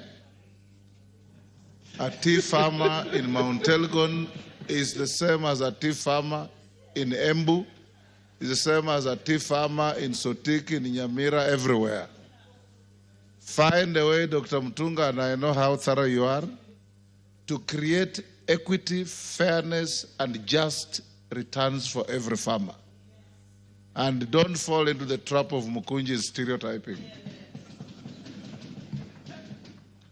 And next, Yes, I'll come to you, Honorable Ruku. Brighton Yagon, is he here? Yes, Mutunga? Speaker, I have another response for the Honorable Brighton Yagon, He's which not I wish here. to lay on the table of the House. Just lay it on the table. Thank He's you. not here. Karemba, what is it? Honorable Speaker, I just desire that you give me a moment to discuss about the tea, because I am a member of parliament from a tea growing constituency. We have crossed that Rubicon. By your powers, Honorable Speaker. We have crossed the Rubicon. The judge has made a decision and dropped the gavel. Yes, Ruku? Honorable Speaker. Honorable Ruku. Thank you, Honorable Speaker, for this opportunity. On 18th of September, I requested for a statement to the committee, Health Committee, on the status of payment of the last expense and death gratuity to the survivors and beneficiaries of the National Health Insurance Fund and Public Service Superannuation Scheme. The chairman of the departmental committee, Health Departmental Committee, agreed to give a report within 2 weeks. Hold it, sorry, Ruku. Because he is a regular attendant, he's not here. I would prefer that you raise your issue when he's here so that he can give you a response. But if you want it to go on Hansard and he reads, I have no problem. If you want to raise it in his presence, we can do that tomorrow morning. You'll get a better response when you raise in his presence. And he's one of our most regular members. Much obliged, Mr. Speaker. Milemba. Thank you, Honorable Speaker, for this chance. Honorable Speaker, this House has severally stood for the Kenyans and many sectors in Kenya, including the teachers severally. Honorable Speaker, education is a very enormous sector. And Honorable Speaker, we want to thank the President that because of the need for employment of teachers, he has gone ahead to employ 56,000 teachers and now 20,000 interns, which will go to 76,000. But then, Honorable Speaker, I also want to thank this House because it did allocate about 1 billion, though small, for promotion of teachers. And Honorable Speaker, those promotion chances have been already advertised. Honorable Speaker, there is a circular from the Ministry of Finance or the Treasury CS, which has actually directed the Teacher Service Commission not to use funds which are within the commission itself. These funds, Honorable Speaker, arise because of the fact that we have teachers who often leave the profession through to natural attrition, death, retirement, resigning, and those who leave the profession and many other ways. And usually these funds are put together and used to promote teachers or even employ new teachers given the needs in education, the high shortage of teachers that we have in the country, and also the interest of education itself, which is a sector that we are all the time guarding. Honorable Speaker, this circular in its section 25, clause 25 to be specific, has stopped the commission from doing so. And the money is available. And the commission does not need an exchequer or any new monies from the Treasury to promote a whopping 45,000 teachers if this circular is removed. And therefore, between promotion of 45,000 teachers in Kenya and not them being promoted is a circular from the Treasury. Honorable Speaker, it's upon that basis that I want to seek your indulgence, Honorable Speaker, and this House, that the CS and PS Treasury be actually called upon, either through the leader of government business or the chair education, to actually rescind on this circular. Because the need for teachers is need-based. As they leave, others need to come because there's continuous shortage in this area. That is my prayer, Honorable Speaker.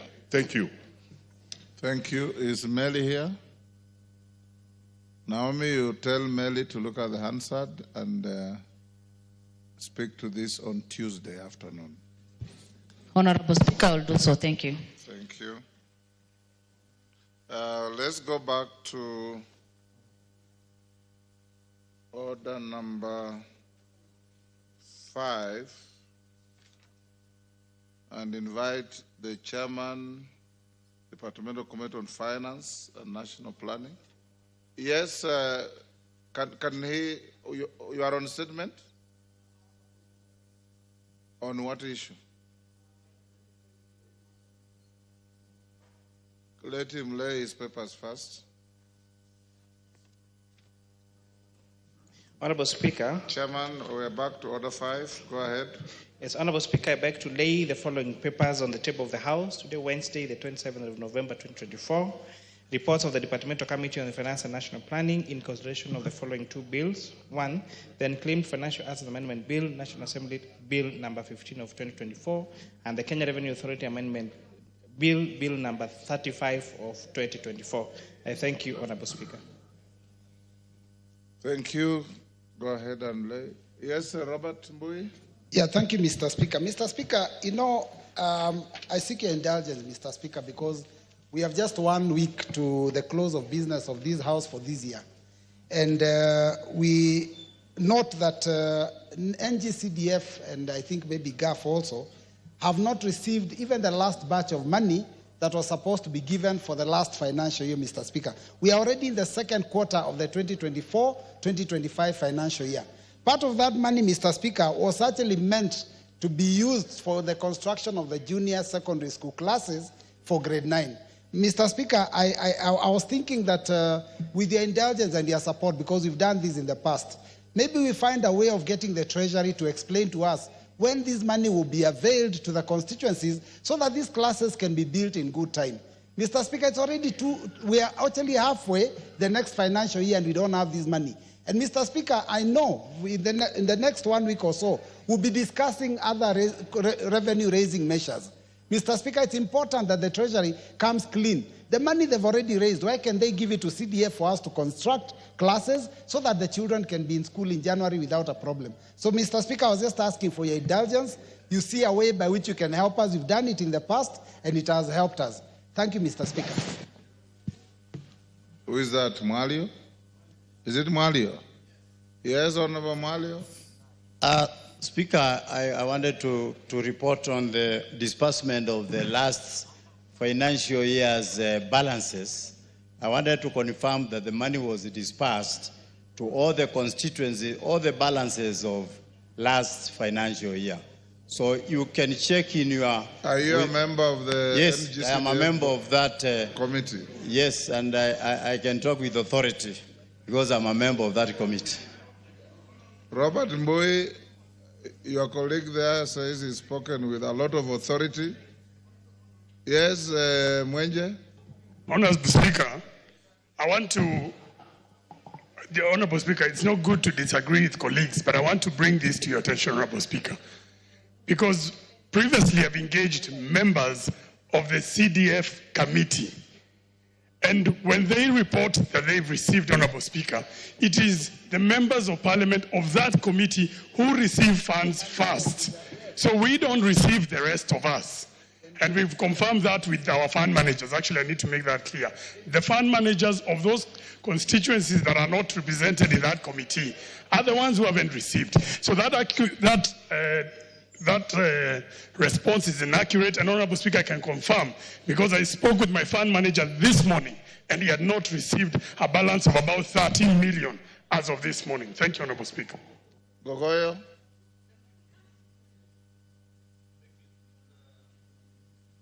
Thank you, Mr. Speaker. Mr. Speaker, for the interest of members that have not received, like myself, Kajiado North lacks 33 million, and up to this morning, I can confirm we have not received those monies. It could be that some members of the CDF committee have received. But, Mr. Speaker, your indulgence is needed for the sake of members who can confirm that they do not have the monies in their account, while the JSS classes, Mr. Speaker, remains a big headache, especially in a constituency that I come from, where we need about 78 classes before January for the grade 9. Yes, Oundo. Thank you, Honorable Speaker. Let me also echo the sentiments of Honorable Mbui that for the financial year 2024-2025, most constituencies have not received their funds, and probably this could be as a result that most constituencies might not have submitted their proposals for this financial year.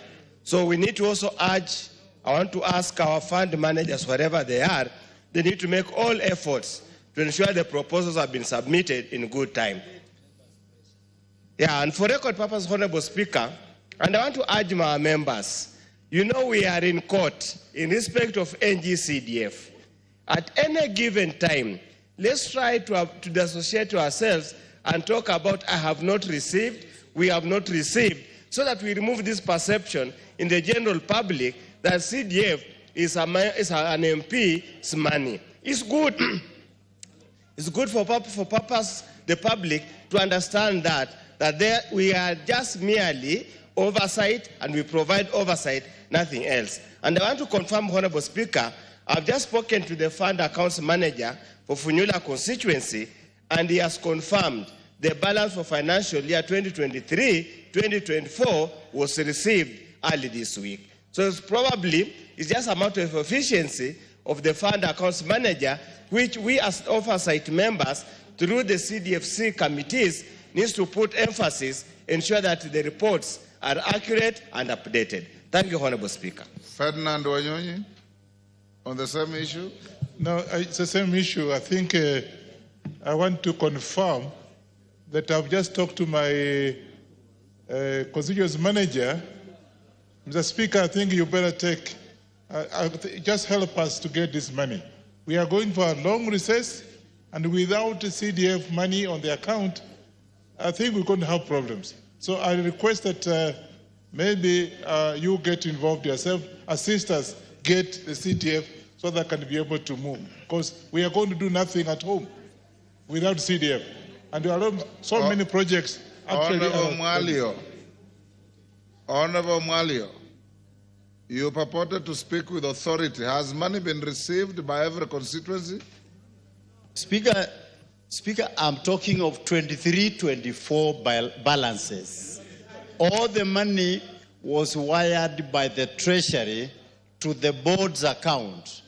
And the money was wired last week to all the constituency, all the balances. So some of them, maybe if your proposal did not pass all of it, that's why you cannot receive the money. But also, 24-25, I'm not talking about 24-25. I'm talking about 23-24 financial year. All the balances are with the board. If you have not received your money, you will receive anytime soon. What we will do, Honorable Mwalio, will transmit the Hansard on Robert Mboi's issue and tell your chairman, Musa Sirma, to make a statement on Monday. On Monday morning sitting. If there is any difficult, Robert, then I'll make an intervention. Next order.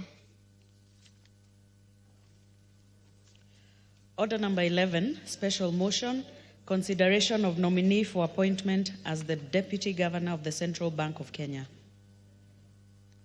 Kimani, is that you? Go ahead. Thank you, Honorable Speaker. Honorable Speaker, I rise to move that the approval of Mr. Gerard Nyaoma Arita as the Deputy Governor of the Central Bank of Kenya be read a second time. Mr. Speaker, sir, Article 231 of the Constitution sets out the establishment of the Central Bank of Kenya, which is responsible for formulating monetary policies, promoting price stability. Kimani, you know how to move a motion, don't you? Oh, yes. I beg to move the following motion. You read the motion as it appears on the order paper. Then you start your discourse.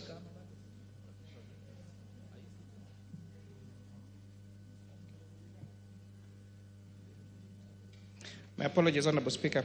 Honorable Speaker, I beg to move the following special motion that take in consideration the findings of the Joint Committee on Finance of Finance and National Planning and the Senate Standing Committee of Finance and Budget in its report on the vetting of the nominee for appointment as the Deputy Governor of the Central Bank of Kenya, laid on the table of the House on Wednesday, the 27th of November 2024, and passed on to Section 13B1 of the Central Bank of Kenya Act, Cap 491, and Section 3 and 8 of the Public Appointments Parliamentary Approval Act of 2011, that this House approves the appointment of one Mr. Gerard Nyaoma Arita as the second Deputy Governor of the Central Bank of Kenya.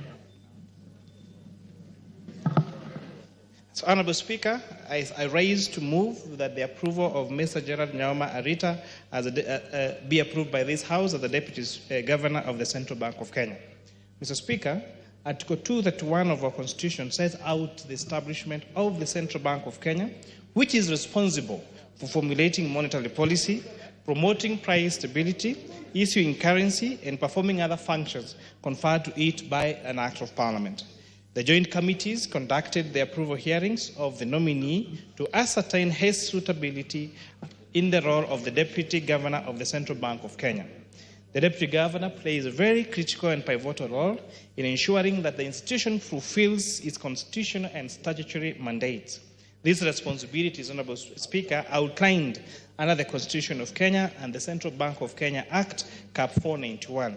They include, among others, the development and execution of monetary policies to maintain price stability and to promote sustainable economic growth, financial stability, bank supervision, ensuring efficiency in the payment systems, and supporting the governor in executing duties that may be assigned to the deputy governor.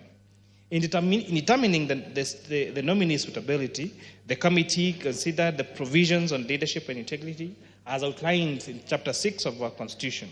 Also, the committees considered the nominee's academic qualifications, his employment record and work experience, membership to relevant professional associations, his roles in public office, his political activities and affiliations, potential conflict of interest, suitability to the position, his tax compliance obligations, and other thematic areas relevant to the duties and responsibilities of the jobbers that would be assigned to him if this House approves him, that of the Deputy Governor of the Central Bank of Kenya. Mr. Speaker, having considered his suitability, the Joint Committee noted that the nominee is a Kenyan citizen and is not a citizen of any other country, and therefore meets the requirement of Article 78(1) of the Constitution. He demonstrated an aspiration for integrity in public service and thus meets the requirements of Chapter 6 of our Constitution on leadership and integrity. After scrutiny of his education background, Honourable Speaker, after scrutiny of his background, academic credentials and professional qualifications, work and professional experience, personal integrity, as well as his performance during the approval hearing, the committees found the nominee possesses the relevant experience for the position of the Deputy Governor of the Central Bank of Kenya, having served over 36 years in the banking and financial regulation, including playing pivotal roles such as that of Director of Banking Supervision, Financial Markets and Banking Services at the CBK of Kenya, in addition to being an alternative board member in several key boards in this country, Honourable Speaker. The nominee holds a master's degree in philosophy from the University of Cambridge in the United Kingdom and a bachelor's degree in art, Bachelor of Arts degree in economics from the University of Nairobi. He is a certified public accountant and a certified public secretary, certified through Kenya Accounting, through KASNEB, and is also an associate of the Kenya Institute of Bankers. Mr. Speaker, the nominee has over 36 years of experience across many sectors in the Central Bank of Kenya, including experience in payment systems, quality control, banking supervision, banking services, and financial markets. He stated that working in these sectors have equipped him with the skills and experience needed to be the Deputy Governor of the Central Bank of Kenya. Key to note, Honourable Speaker, is that this nominee, when M-Pesa was introduced in this country, it is this nominee, when playing his role at the Central Bank of Kenya, that gave a hearing to the investors that wanted to invest in the M-Pesa business in this country, Honorable Speaker, facilitated the insurance of the appropriate licenses. And we can say he's one of the people why we have such a robust mobile payment system, such as M-Pesa, one of the best, not just across Africa, but global, Speaker. Were it some other public servants who this idea came to them, Honorable Speaker, they may have been threatened because this was a new technology. They may have feared, they may have developed cold feet and not given such approvals. But his role in this revolution of mobile payment shows that he is such a visionary person and best suited to be the Deputy Governor of the Central Bank of Kenya. Honorable Speaker, you may remember the crisis that came with the collapse of Chase Bank, with the merger of National Bank and Spire Bank. Honorable Speaker, this is a nominee sitting at the Central Bank of Kenya in charge of bank supervision that ensured that even though those challenges found in these banks, Honorable Speaker, there was minimal crash in the financial sector and minimal loss of Kenyans' deposits, Honorable Speaker. So this demonstrates someone who is able to work under pressure, is able to make a difference in work, and has revolutionary mind, Honorable Speaker, in making development in this country, Honorable Speaker. It's also inspiring that to see someone who joined the Central Bank of Kenya in the capacity of a management trainee as a very young man, rising through the ranks to become the Deputy Governor of the Central Bank of Kenya. Honorable Speaker, sometimes when we pick individuals who have worked in other areas and place them into head of institutions, at the expense of officers who have diligently pursued through or gone through the ranks of that particular institution. Although it's good to bring diversity to an institution, but sometimes it demoralizes professionals in that particular institution that have worked hard and risen up the ranks, Honorable Speaker. So this is a clear demonstration that Kenyan systems work, that you can be employed as a young person and rise all the way up to become the position of the Deputy Speaker of the Republic, the Deputy Governor of the Central Bank of Kenya. Mr. Speaker, the nominee exhibited a clear understanding of the current issues that affected the Central Bank of Kenya, and he also shared practical strategies to address these particular issues. Additionally, he demonstrated a satisfactory understanding of the mandate of the Central Bank of Kenya, as well as an extensive knowledge in payment systems, monetary policy, risk-based supervision. Additionally, Speaker, the nominee emphasized adaptive regulated frameworks for emerging technologies like fintech, matters of digital currency, virtual assets, cryptocurrency, and blockchain technology, Speaker, and advocated for robust internal controls to prevent financial fraud. He also highlighted strategies to ensure effective monetary policy implementation and address challenges such as high non-performing loans in banks. The committees, Honorable Speaker, having held the approval hearings of the nominee regarding his suitability, observed that due process was followed in the nomination of the nominee in accordance with Article 153 of the Constitution as read together with Section 3 and 5 of the Public Appointments Parliamentary Approval Act of 2011 and Section 12 of the Competition Authority Act of 2010. Honorable Speaker, the Joint Committee therefore recommends that this Honorable House approves the nomination of Mr. Gerard Nyaoma Arita as the Deputy Governor of the Central Bank of Kenya. Mr. Speaker, sir, it is therefore against this background that the approval of Mr. Gerard Arita is therefore before this Honorable House for consideration and adoption of the report by the Joint Committee of Finance and National Planning and the Standing Committee of Finance and Budget, that of the Senate. Honorable Speaker, I beg to move.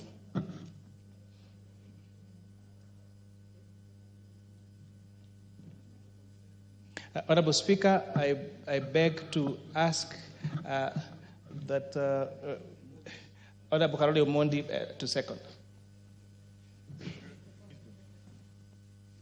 Thank you very much, Honorable Speaker. Thank you very much, Honorable Kimani, for giving me the opportunity. I just happen to have known this gentleman for quite some time. During my days at the university, he was slightly ahead of us. I think Gerald exhibits all the qualities that are required for a deputy central bank governor, especially at this particular time in the history of our country. If you look at his academic record, He had a first class in economics at the University of Nairobi. At the University of Nairobi. And then he proceeded to Cambridge, where he again graduated with a master's degree in philosophy and economics with distinction. There are very few people who can boast such record. Many years ago, I came across a gentleman called Tomik Konyimbi when we were recruiting somebody for membership of Land Commission. Tomik Konyimbi is the only student from Kenya in the history of Kenya who made transition from an undergraduate degree to a PhD without doing his master's degree at Cambridge. Why? Because he challenged a professor, and the contest was moderated by the Senate, and he was proved right in his theory.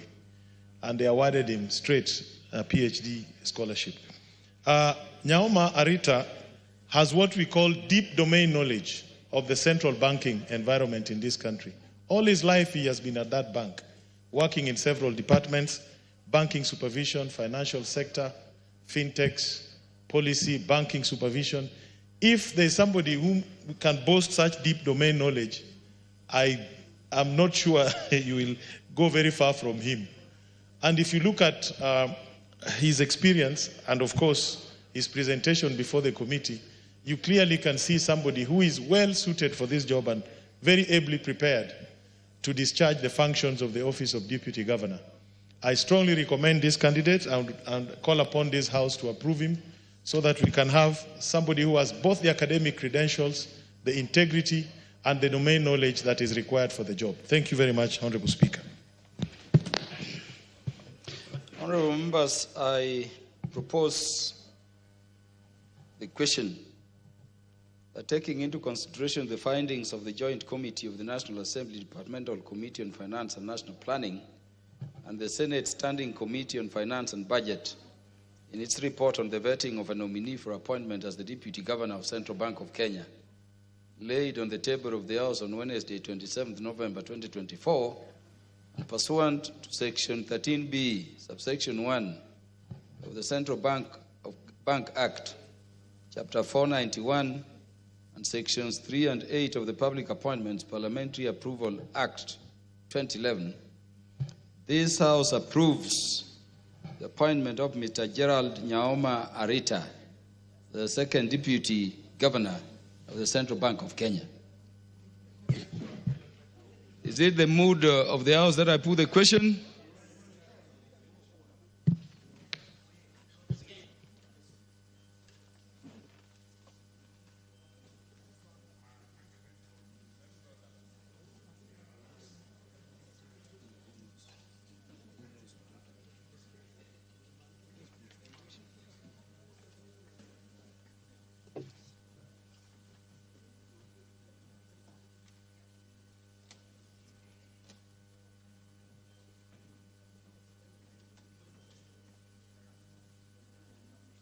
Instructions are to ensure we complete these things up to committee.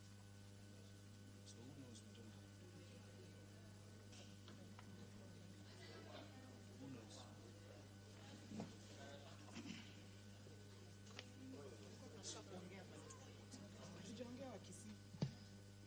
Who are those who are moving? Honorable Mukunji, the Speaker is on his feet. I'm putting the question.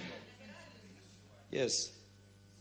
Honorable members, I put the question that taking into consideration the findings of the Joint Committee of the National Assembly Departmental Committee on Finance and National Planning and the Senate Standing Committee on the Finance and Budget in its report on the vetting of a nominee for appointment as the Deputy Governor of Central Bank of Kenya, laid on the table of the House on Wednesday, 27th November 2024, and pursuant to Section 13B, subsection 1 of the Central Bank Act, Chapter 491 of the Laws of Kenya, and Sections 3 and 8 of the Public Appointments Parliamentary Approval Act of 2011, this House approves the appointment of Mr. Gerald Nyaoma Arita as the second Deputy Governor of the Central Bank of Kenya. Will as many as are of that opinion say aye? Will as many as are of a contrary opinion say nay? The ayes have it. Next order. Order number 12, the Public Finance Management Amendment number 3 Bill, National Assembly Bill number 44 of 2024, second reading. Mover. The mover of the Public Finance Management Amendment. Yeah, Dr. Naomi Wako.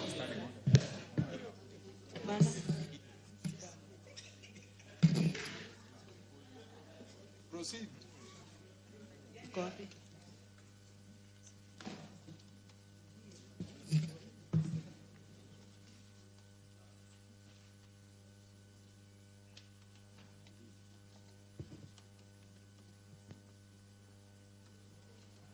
Dr. Naomi Wako, proceed. Honorable Speaker, I beg to move that the Public Finance Management Amendment Bill number 3, Bill number 2024, National Assembly Bill number 44 of 2024 be read the second time. The bill was read for a first time on 13th November 2024. I would like to thank the Departmental Committee on Finance and National Planning for a job well done. Honorable Speaker, Chapter 12 of the Constitution of Kenya emphasizes the principles and importance of public finance in ensuring equitable, transparent, and management of the country resources. Honorable Speaker, with that background, the Public Finance Management Amendment number 3, Bill 2024, seeks to amend the Public Finance Management Act to provide for financial management in the transfer of functions between Article 187 of the Constitution. Honorable Speaker, with the foregoing, this bill is a key legislative instrument to enhance cooperation and efficiency between the two levels of government, meaning national and county government. Honorable Speaker, Clause 2 of the bill seeks to amend its principal act by inserting the following new part immediately after Section 183. This provides for the definition of county government, linked cooperation, and invest. 186A in this part, unless the context otherwise requires, transfer agreement means the agreement on transfer or delegation of powers, functions, or competencies as provided for under Section 26 of the Intergovernmental Relations Act.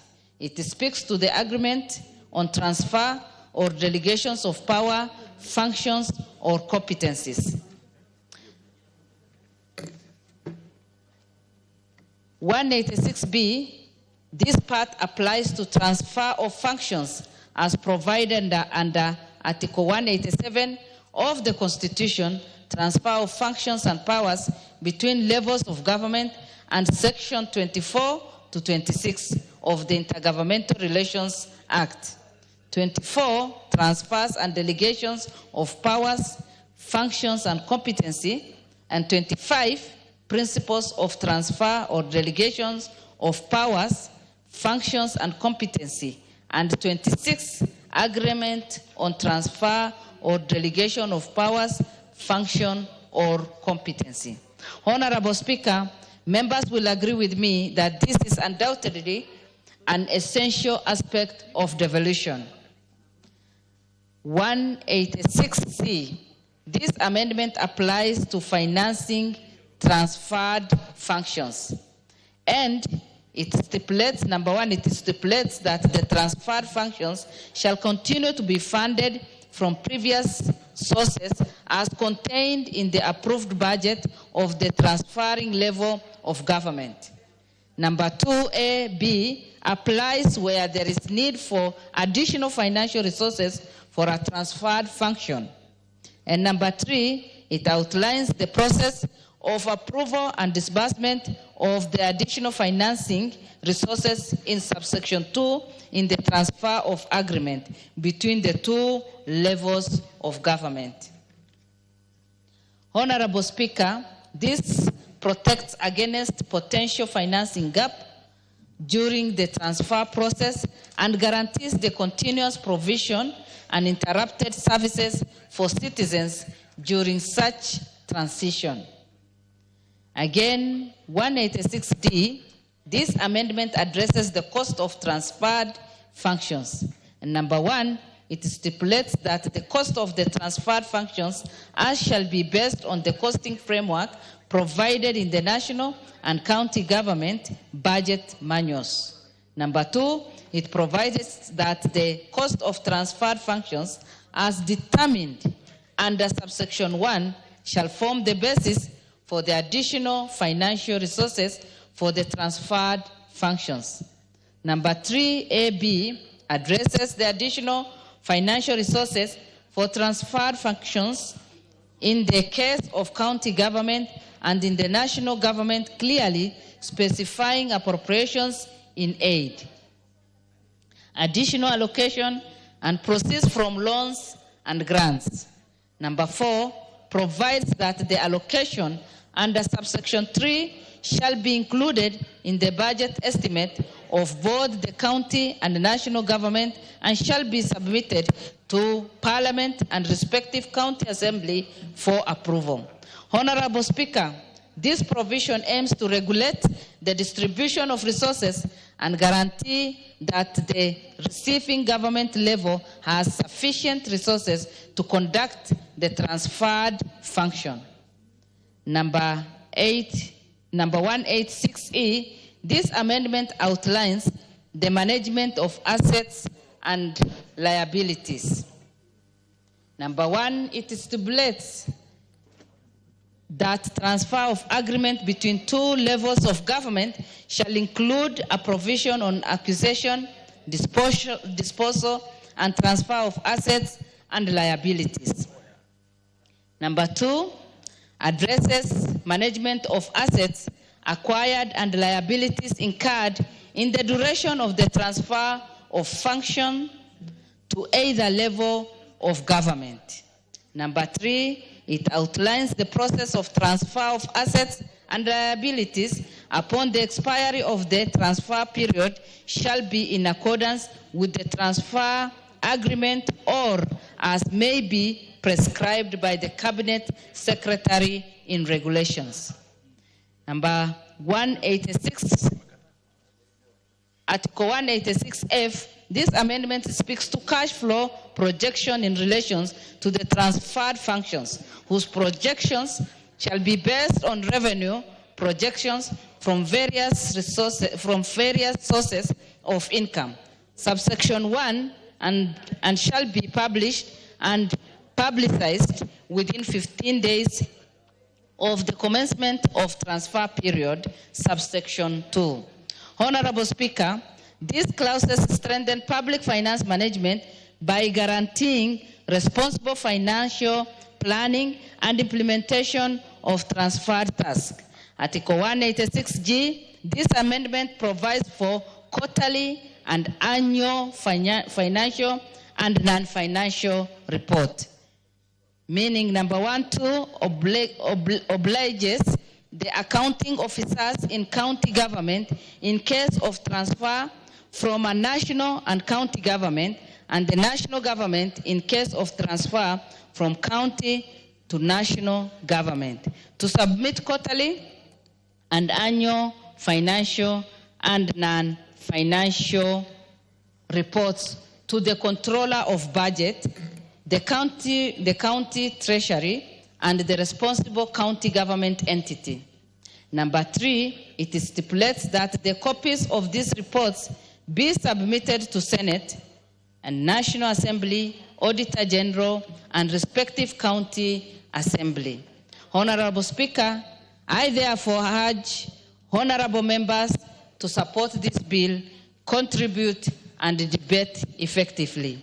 I therefore beg to move and ask the majority leader, Honorable Ushungwa, to second. I thank you. The House Majority Leader. Thank you, Honorable Speaker. Honorable Speaker, I rise to second this Public Finance Management Amendment number 3 Bill of 2024. And as the title of the bill stipulates, Honorable Speaker, this bill principally is to amend the Public Finance Management Act to actualize the provisions of Article 187 of our Constitution. Just for the record, Honorable Speaker, Article 187 of the Constitution deals with the transfer of functions between the two levels of government, that's the national and the county governments. And 187.1 says that a function or power of government at one level may be transferred to another level of government by agreement between the two levels of government if one, or A, the function or power would be more effectively performed or exercised by the receiving government, or B, if the transfer of the function or power is not prohibited by legislation under which is to be performed. Honorable Speaker, that is to tell you the drafters of our 2010 Constitution anticipated or envisaged that there situations may arise where there is no prohibition by legislation that governments between the two levels of government, the national government may find that a particular function that is given to that level, the national government under Schedule 4 of our Constitution, is better performed at the county level and may therefore seek to transfer that function. And the converse also, the county government may find that a particular function conferred to them under Schedule 4 of our Constitution is better performed by the national government, Honorable Speaker. And therefore, we needed a law or this amendment to be able to actualize the provisions of this particular article of the Constitution. If you read 187.2, it says, if a function or power is transferred from a government at one level to a government at the other level, arrangements shall be put in place to ensure that the resources necessary for the performance of the function or exercise of the power are transferred. And B, constitutional responsibility for the performance of the function or exercise of the power shall remain with the government to which it is assigned by the fourth schedule. Therefore, Honorable Speaker, if you listen to what the mover of the motion was saying, my very able Deputy Whip, is that we are actualizing now the resourcing of these transferred functions. And in doing so, we are actualizing that part 187.2a, that you shall have in place arrangements to ensure resources necessary for the performance of that function that is being transferred follow that function. And if you listen to our colleagues in the Senate, they are fond of saying that resources follow functions. That is what senators keep telling us. And in fact, even governors have, for the last 10 years, been saying resources follow functions. Therefore, if you have devolved functions to county governments, resources must follow. So we are now also from the National Assembly today telling them the same, that if a county government decides by agreement to designate a certain function that belongs to the county governments to the national government. For instance, the county government of Kiambu, where I come from, may decide to designate the running of level 1, 2, and 3 hospitals to the national government because they feel they don't have the adequate resources and capacity, not even capacity resources, but capacity, or that function will be better performed by the national government. And in fact, I would encourage many county governments to consider ceding, for instance, level 4 hospitals to the national government. But now what we are saying in this bill is if that situation arises by agreement, then the particular county government, as I gave the example of Kiambu County, if they had budgeted for resources for that particular function, then those resources must follow that function to wherever it's going. And the budget is approved. And I don't want to belabor the things that have already been said by the mover of the motion, that even in cash flow projections, you must have cash flow projections, as has been provided for in clause 186F, 186E. All those things are just speaking to that particular thing. And therefore, these are very simple and easy bill, Honorable Speaker. It has only 2 clauses, very easy. And therefore, second, and ask members to support, because there is another bill still on an amendment of the Public Finance Management Act. Honorable Speaker, without anticipating debate, I beg to second and ask members to support. I second. Honorable members, I now propose the question. The Public Finance Management Amendment Bill number 3 Bill National Assembly Bill number 44 of 2024 be now read a second time. The Honorable Dr. Wilberforce Oundo. Thank you, Honorable Speaker. I stand to support the Public Finance Amendment Bill number 3 of 2024. As I do so, Honorable Speaker, it evokes the memory of Nairobi Metropolitan Services. It takes us back to the turn court when the governor signed the transfer instrument, then the next few hours later said he had been intoxicated, he did not know what he was signing. And that's why I must laud the majority, the leader of majority party, for bringing the bill that structures the engagement between the county and the national government in whichever direction you look at it. Honorable Speaker, the drafters of the Constitution set out the mandate of each level of government as clearly set out in Article 186 of the Constitution of Kenya and clearly stipulated in the 4th schedule. But the running theme in the Constitution is that Kenya is one undivided nation and that the various levels of government are purely for service delivery and for administrative purposes. So consequently, none of the function should ever be left unattended to because there's a struggle or a tiff between the national government and the county government. The act, the bill, Honorable Speaker, has been presented in pursuance to Article 187 of the Constitution that contemplates at one time or another that either of the levels will be unable or will find it more suitable and fit for either level to undertake those functions. And therefore, Honorable Speaker, the provisions provided for here provide adequate safeguards so that we do not have a situation that happened in Nairobi Metropolitan Services where there were no structures at all. There was no enabling legislation or law to support the transfer.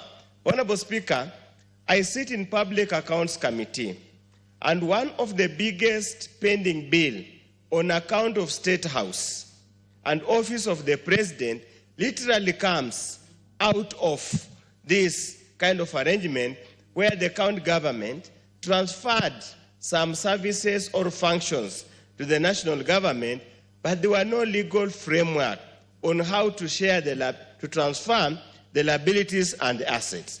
And that's why it is refreshing that Clause 186E of the bill literally provides a framework how to record the assets, how to record the liabilities, and how to transfer at the point at the end of the transfer arrangement. Honorable Speaker, probably, I know this contemplated in the transfer agreement, but it would have made it better that at any given time, the period of the transfer of the function is clearly stipulated in the law.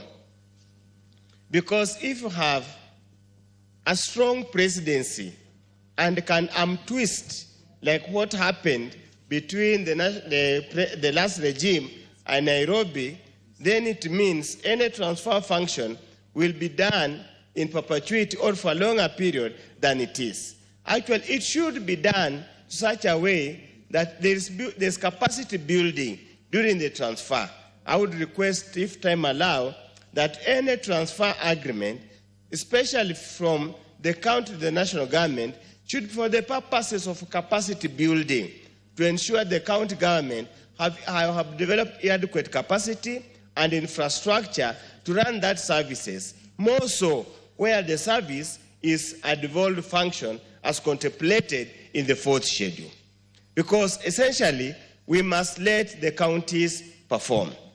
Regardless of their failings, regardless of their shortcomings, we must put into mechanism to allow them to operate. Honorable Speaker, I would even probably over time, we could have also provided for some element of public participation, that before a transfer of a function occurs, there must be some semblance of public participation So the residents of a particular county are asked, do you agree that the county has failed or is unable or is lacking adequate capacity so that we can transfer that function to the national government? It must be a consultative process, but as it is now, it's going to be a unilateral process whereby the county, the governor, and the president can simply sit down and say, let me transfer this function.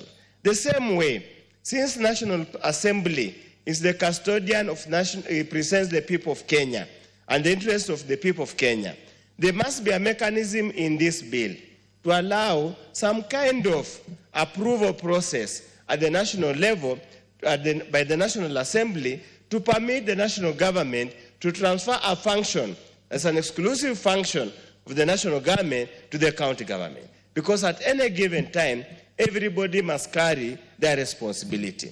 Honorable Speaker, with the kind of challenges the county governments are having in the health sector, the kind of challenges they are having in the ECD, the education sector, I'm sure this kind of a debate, we can have a structured debate to find out what levels, as the majority party leader has indicated, can we look, for example, at the 4 referral hospitals that can be transferred to the national government. Honorable Speaker, there is a hospital in Kiambu County where an intern doctor committed suicide. There is a hospital, the same hospital, 4 months later, another intern nurse has committed suicide. Does it mean professional standards are different? We don't hear of a medical doctor committing suicide in MTRH. We don't hear a medical doctor committing suicide at KNH. Even if they do, it's not reported. So these are challenges that we must address as a nation where failings. And then, Honorable Speaker, we need to urge the county governments. It's never too bad. It's not a sign of weakness to admit I have failed. It's not a sign of weakness. Actually, strong people who admit here I do not have adequate capacity, let me give it out. Honorable Speaker, with those few remarks, I support the bill, and I will seek time allowing to make a few amendments, and I hope the committee will listen to us so that we make a better bill for posterity of this country. Thank you, Honorable Speaker. The Honorable Innocent Mugabe requested for another. The Honorable Karoli Omondi, you want to speak to this? Yeah, the Honorable Irene Mayaka last. Thank you, Honorable Speaker. Honorable Speaker, I want to stand and support this particular bill. And Honorable Speaker, my initial reason is because I am a big fan of things that are structured and that are seamless. And for me, Honorable Speaker, we've had a lot of situations between national and county government that have gone on and on because of what we call the transfer of services. And as it has been clearly put by the removal of the motion, it is ideally proper when functions follow, money follows functions. Honorable Speaker, some of the reasons why I support this particular bill is because it gives us a clear guideline for transfer of functions, that is number one, between national and county governments. It also shows us that service delivery will not be disrupted. Because again, Honorable Speaker, because of the bureaucracies that are involved with transfer of funds and the processes involved, service becomes disrupted because there is a gap that has been provided for because of lack of funds. So this is going to actually fill that gap.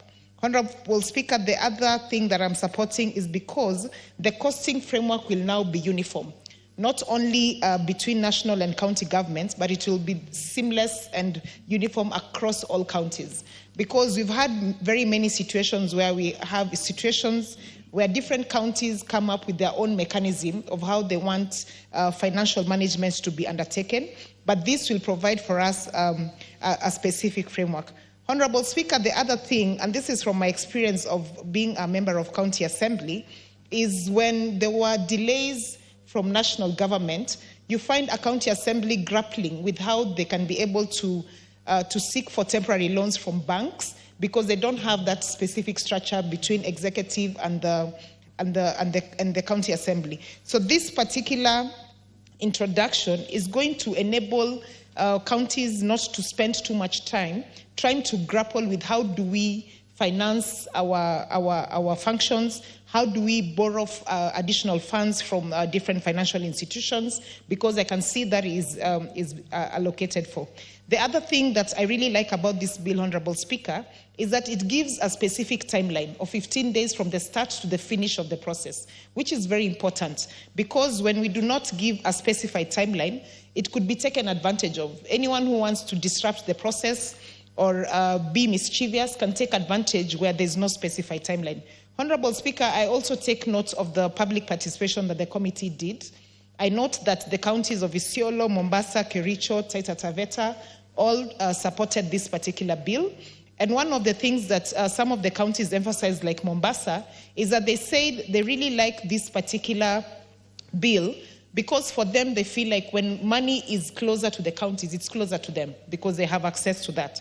Also, Honorable Speaker, to note is the support from the Westminster Consulting and KEPSA as well, who unanimously supported this. And in particular, they took note of the uniform and well-defined agreement that is being proposed by this bill.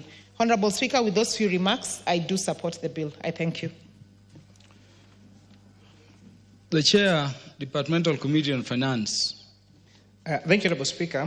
The PFM Management Bill number 3 was referred, as sponsored by the leader of the majority party in the House, was referred to our committee. And as Honorable Mayaka said, we did public participation in 6 counties, in Isiolo, in Siaya, in Bungoma, in Kericho, and in Mombasa counties. And it was interesting how members of the public, especially after we explained to them, we are noticing, Honorable Speaker, something very interesting in our Kenyan population. A great interest in how laws are made by this House and a better understanding of how those laws affect them. And Honorable Speaker, this was also a good moment for us to do civic education to Kenyans. And people will now appreciate this is what you're doing and for what reason. Honorable Speaker, one thing that came out, and I'm happy that part of the things are contained in this bill, and actually that we recommend that in the Committee of the Whole House will be seeking amendment to, was the need for public participation in the transfer of those functions. So I want to confirm to my good friend, the Honorable Undo, that actually that's one of the observations that the committee made and made in our report that we tabled yesterday. We are recommending an amendment so that public participation become part and parcel of the transfer of these functions, Honorable Speaker, so that even when counties feel that they need to transfer these functions, then it's not also a show of laziness where you do not want to do your job and therefore you want it to be someone else's job, Honorable Speaker. We also took time to explain to Kenyans because one of the challenges that we had, in fact, one of the challenges we had to explain the tax measures that will be the report that will be bringing to this House next week was a trust deficit on the expenditure side between Kenyans and the executive. But Honorable Speaker, I dare say part of the trust deficit is because of the non-understanding of the different functions that are done that are shared between what functions are done by national government and what are done by county governments. But also, Honorable Speaker, the excuse of counties on particular matters, and especially the excuse of transfer of equitable share to counties, Honorable Speaker. In one of the counties we went, the Kenyans there were lamenting, they're saying there was no medicine in hospital, this project has not been done, and they were saying, we have been told, national government, ndio hawajatuma pesa. Honorable Speaker, we had to call the Minister for Finance to read to us the balances that have been sent to counties. We had to seek the balance, the CBK governor to know the balances that are held in the county, in the account of this county, Honorable Speaker.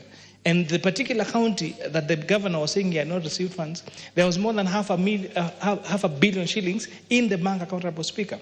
It is a fact that the disbursement of money to counties for this financial year, for the month of July, for the month of August, for the month of September, for the month of October, and by now, I'm almost hoping that the month of November has been disbursed to counties, Honorable Speaker. And therefore, there should not be an excuse why counties should not deliver services to Kenyans on the excuse that money has not been transferred to counties, Honorable Speaker. And therefore, my appeal to this Honorable House is to support this bill, to support the amendments the committee are going to propose during Committee of the Whole House, amendments that were brought by conducting a very elaborate and extensive public participation across the country. That I beg to support, Honorable Speaker. Honorable Julius Meli. Thank you, Mr. Speaker. Mr. Speaker, I want to say that this bill is very timely and very important. In fact, it's a bill that is going to make sure that the accounting officers in the two levels of government are really accountable to the people. This bill, as it explains very explicitly the functions of the transferred services, the agreement between the transferring entity, with either national or county government, and the responsibility is conferred to the receiving entity. In this case, Mr. Speaker, every other time when we are in our constituencies, we've had cases, what the chair of budget is saying, that officers from county governments often complain that this is not their service. They can't provide this. It is not provided for in their level of government. But this bill actually seeks to put a lot of emphasis, especially on what the transferred entity is supposed to do, the cash flow from the national government or the county government to the receiving entity, and more importantly, the sources of revenue. So this one actually puts the officers and the institutions that are receiving the responsibility. For example, in agriculture. For example, in health, several people at times do not have drugs, at times do not have requisite facilities. Yet, the national government has already transferred those services to the county governments. On the same note, this requirement, Majority Leader, that the two entities that are actually transferring services are supposed to transfer and sign off that you have received this function and therefore start from that particular time going forward providing the services. In some instances, even accounting, the control of budget, that's what the bill has actually specified very clearly, that the functions that have been transferred from the national or from the county government or vice versa shall actually be audited immediately, and those documents be provided to the Office of the Auditor General, and the document be tabled in the Senate and the National Assembly, because these are the houses that represent the people of Kenya. Majority Leader, there is no any other better time that we needed this document than now, because across the country, disaffection is common amongst the citizens, and we do not have county government citizens or national government citizens. We have the citizens of the Republic of Kenya, and this is the time that we really need to put down our foot to make sure that accountability is seen across all functions of government. Lastly, is the issue of assets and liabilities. When the devolution was taking place, Mr. Speaker, a lot of government assets and liabilities got lost, especially in the county, what we used to call the county councils. Assets that were owned by county councils, assets that were owned by national government within the counties. There was no clear structure on how these assets were handed over and who took them over. And in fact, the records at times vanished. So this bill is actually trying to secure the assets of the Republic, both at the county level and even at the national level. And it is actually entrenching the Constitution by recognizing that we have 48 governments, national government, and 47 county governments. I support this is a very timely bill. Thank you. There being no more interests, may the mover reply. Sorry, the mover, Honorable Robert, I'm very sorry, I pronounced myself. Tell me, mover, for how long are you going to speak, or you could donate half your time to the Honorable Mbui? No, 2 minutes. 2 minutes would be limited. Minutes. Could you give at least 5? I'm replying in 1 minute. Honorable Mbui, you wanted to talk. No, I like it whether you agree or oppose, but I take your contributions in the House normally very seriously. That is why I was seeking indulgence for you. You can do it in 5 minutes. Thank you. Proceed. Thank you. I'll be very brief, Mr. Speaker. Sir, thank you for the opportunity. I also rise to support because, from 2010 when our new constitution was promulgated, one of the most important things that came up was the devolution of powers and functions. And Schedule 4 is very clear about the functions that are at the national level and the ones that are devolved to the counties. Over the years, of course, we've seen a lot of meddling, sometimes by the national government, on things that are being done by the counties. I remember in the last two parliaments, we've had an issue like, for example, in the health sector where the national government would even go to procure equipment for the county governments without any plan, without any agreement whatsoever. And I remember the clinics that were bought. I remember medical equipment. So it's been a very, very difficult time. So I think this bill is going to help us because it's going to help put order in how each level of government does its things. And the fact that the Article 187 identified even before that once we promulgate the Constitution, there will be times when we will need one level of government to maybe take over some roles and support the other. Because the times when this happens, Mr. Speaker, is when one arm of, or rather one level of government is more effective or can effectively carry out a procedure. Sometimes it is also when the resources are available, and sometimes also it is when when the timelines are not well thought out. So, Mr. Speaker, I think for me, I think this bill is a game changer because it is going to allow us to be able to get rid of the situation that we saw in Nairobi, where somebody rushed and signed something, and then later on, in the full glare of media, said that they didn't know what they were signing. This makes sure that every time a situation like that between the two levels of government, they come together and they want to agree on who can do what for the other, then there will be an agreement that everybody will participate and be able to see. So I think this is a game changer and I strongly support it. Thank you. Thank you, Honorable Speaker. Mover. Thank you, Honorable Speaker. And I beg to rise to reply. Maybe just picking up from what the Honorable Meli was saying, that it is indeed true that even at the time of the local government authorities, there are indeed issues with transfer of assets and liabilities. And this bill does indeed address the concerns that Honorable Meli has mentioned. If you read Article 186E, it deals with the management of assets and liabilities between the two levels of government, including the list of assets and liabilities that would be accompanying a transfer agreement, and says a transfer agreement between the two levels of government shall, in addition to the requirements under Section 26 of the Intergovernmental Relations Act, include a provision on acquisition, disposal, and transfer of assets and liabilities. And even goes further to say that during the process of transfer of assets and liabilities, at the time of expiry of the transfer period, it shall be done in accordance with the transfer agreement, and therefore caters for the concerns that Honorable Meli has raised. And I want to also agree with Honorable Robert Mbui. Indeed, it is true. The impeached governor of Nairobi once told us that he signed a document, he didn't know what he was signing. And therefore, that is why it's important to have this kind of law. But I don't know whether it's really something to do with the lack of a law at that time, or it's something that goes with those who get impeached. Because I've also heard another one now saying, who was impeached, that he did not know anything to do with Adani, but he then goes to church and says that I had actually told the president this Adani is not good. But when he was in office, he told us that he did not know anything about Adani. He could not comment about Adani because it was under his purview.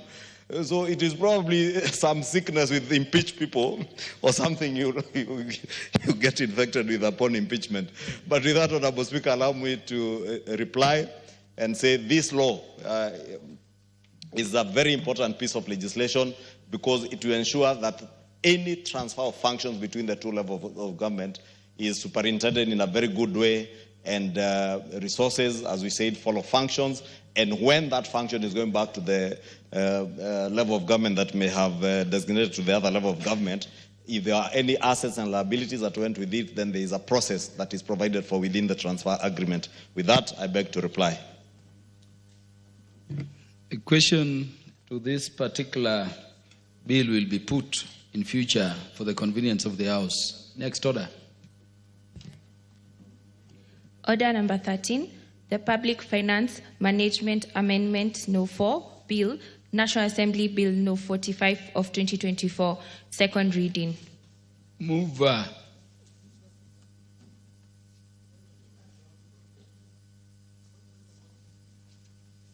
We approach the Speaker first. Move. Proceed. Thank you, Honorable Speaker. Honorable Speaker, I rise to move that the Public Finance Management Amendment number 4 Bill, National Assembly Bill number 45 of 2024 be now read a second time. Honorable Speaker, this bill again is a very short bill, again amending the Public Finance Management Act around the issues of our debt management. And Honorable Speaker, you remember we did amend the Public Finance Management Act, I think about 2 years ago, setting the thresholds for our public debt. Honorable Speaker, this bill seeks to strengthen our public finance management framework by addressing a number of critical issues. One, on compliance; two, on accounting and governance. And on accounting and governance, Honorable Speaker, the bill in clause 3 provides for the amendment of section 194 of the Act to provide for a framework for implementation of the accrual accounting in government and risk management by the Public Sector Accounting Standards Board. And Honorable Speaker, this is meant to improve the accounting standards for better transparency in government.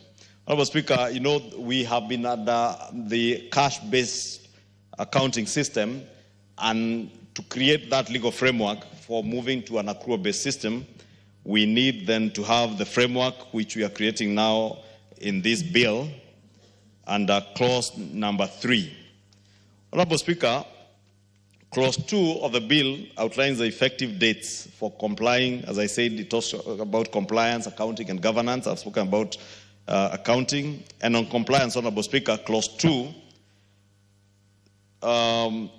gives us a debt threshold that I had alluded to, that we did amend in the Public Finance Management Act, requiring that we amend section 50 of the Public Finance Management Act. And if you look at the bill, clause 2A6, to delete subsection 2C of the Principal Act that I'm referring to, that we amended some time earlier. And maybe for the benefit of members, Honorable Speaker, 2C provided for that the provisions of 2A, that the borrowing of the national government referred to in subsection 2 shall not exceed 55% of our gross domestic product in net present terms. And notwithstanding the provisions of subsection 2A, the national government may, in exceptional circumstances, exceed this threshold set under this subsection by not more than 5%, and shall come into force on the date that is 5 years from the date of the commencement of this act. Honorable Speaker, when we did this debt threshold, we set our public debt threshold at 55% of our GDP in net present terms, plus or minus 5, and basically it's plus 5 because minus, you are still within the 55 threshold. And therefore, it says under exceptional circumstances, then your debt to GDP ratios could rise from 55 and maybe to about 60%. But at the time we enacted this debt anchor threshold, Honorable Speaker, you know, we had already passed that debt threshold. And therefore, we needed a transition period under which the national government or the national treasury is obligated to ensure that we sustain our debt levels within that debt anchor ratio of 55 and to a maximum of 60%. under very exceptional circumstances. And that is what we are seeking to do in seeking to comply with this particular provision, to ensure that we then set a period that will not exceed 5 years. That from the time this act came into being, which I think was last year but one, within a period of 5 years, by the end of 2027, then the National Treasury must ensure that our national debt levels cannot and may not go beyond that 55%. And therefore, it's important that we do amend this provision, because if you left it like that, Honorable Speaker, it's possible you find yourselves in the year 2037 or 2042, when Robert Mbui wants to run for president. He will now come and tell us, 2032. Sorry, I thought he wanted to run in 2042. He says it's 2032, which is very encouraging, because that tells me his party leader will not be president by then for Robert Mbui to be running for president. Honorable Speaker, I was saying that on a light note because I know it is possible if we don't put that ceiling in terms of timelines, then it is possible that bureaucrats in government may push that debt ceiling and it remains above 55% all the way to 2032, 2042, 2050. And generations that will come after us will be saying that we are still within the debt ceiling, because there was no timeline that was set. And that's why we are saying to have compliance, or rather to enforce compliance, we force the National Treasury to make sure that within this period of 5 years, they do move that compliance level to the levels that were set out in the bill. Honorable Speaker, as I said, it's a very short bill, only 3 clauses, and therefore I have nothing more important to add. And I beg to move and request the chair of the Finance Committee, the Honorable Kimani Kuria, the one and only member for Molo, to second. The member for Molo. I thank you, Honorable Speaker. Honorable Speaker, I beg to move that this Public Finance Management Bill number 4 be now read a second time. Again, this is one of the... Honorable Speaker, I beg to move to second, Honorable Speaker. And before I do so, this is again one of the bills that was referred to the Departmental Committee on Finance and National Planning. This is one of the bills that we have done public participation across the 6 counties and received a lot of memoranda about. One of the challenges, one of the views that Kenyans told us is that they were concerned that this bill would have led to giving Treasury or the executive a blank check to borrowing. And for sure, from the final initial drafting of the bill, that was what would have happened. Because the bill, as it is now, talks of that 5 years from now, from the enactment of this bill, is when now the Cabinet Secretary will be required to adhere to the 55% plus or minus 5 debt as a percent of GDP in present value terms to report to this House. But a further clause, Honorable Speaker, was saying that that clause will come to effect after 5 years. So essentially, that would have meant that would have given Treasury 10 years, you know, of the time that they would need to come and report to this House, or that they need to adhere to the 55% debt as a percent of GDP in present value terms, Honorable Speaker. And therefore, we'll be proposing again amendments coming from this so that we do not give Treasury again a blank check on this borrowing. Kenyans said they are concerned about the borrowing that could cripple the economy, that increases unnecessary burden to future generations, and they want our debt to be checked. Honorable Speaker, the concern also was about, in addition to the debt that already exists, Honorable Speaker, pending bills should be accounted for as debt. Because what is currently happening, and one of the reasons why we have a cash crunch in the country, why there are many Kenyans who are not feeling money in their pockets, is because some of the developments that we are enjoying, that have seen, the schools that have been built, the roads that have been built, the hospitals that have been built, have been financed by private Kenyans' money, the contractors, who have not been paid. The verified pending bills now is in excess of 500 billion shillings. and not to talk about the bills in counties, Honorable Speaker. And therefore, if this money is released back to the economy, Honorable Speaker, we'll see at least a better flow of money in the economy and Kenyans feeling money in their pocket, Honorable Speaker. And people might say, maybe this is not false, this is not true because it's going to be the big boys who do contract with the government that will be paid. But remember, Honorable Speaker, the contractors have employees that they have not paid. These employees have rent they have not paid. These employees support their families, and therefore, when this money does not reach these people, then we get to have that cash crunch, Honorable Speaker, in the economy. This bill also, Honorable Speaker, maybe let me speak a little on the change. This Honorable House passed the debt ceiling from nominal terms, where we knew the debt ceiling was moved it from 6 trillion to 9 trillion, I think, to 11 trillion shillings. But now, this Honorable House 2 or 3 years ago, now changed that to not just nominal terms, but that debt to be a percentage of GDP, not just a percent of GDP in present value terms. So which means that when you are calculating our loan liabilities, you'll have to discount that for inflation, Honorable Speaker. So that discounting, again, is very important because it shows that for you to adhere to that threshold, that 5%, that money that is borrowed must come to the economy. Because we are measuring not just debt, but the effect of that debt on GDP. So where that debt does not lead to a growth of GDP, then you'll consequently see now a rise in the percentage, which will be against this particular law, Honorable Speaker. This law, Honorable Speaker, also is proposing to change our accounting system from cash accrual, from accrual accounting, Honorable Speaker, to cash accrual. But many people are asking, what is this cash and accrual accounting? A very easy example of cash accounting is you record your expenses, you record your liabilities when you pay. So the transaction is cash-based. This particular method is usually used by small institutions or by small businesses because it is purely a cash business. So a kiosk, someone who operates a kiosk in Molo on a cash basis will take the cash that was, the supplier will bring stock, the kiosk person will pay in cash and record that as purchases. Okay? And then the people will come and buy, they will pay in cash, so we record that as sales. And therefore, very easily, the person is able to calculate what the profit is, or what the sales is, or what the purchases are, and even calculate how much cash they have, how much profit they have. That is cash accounting.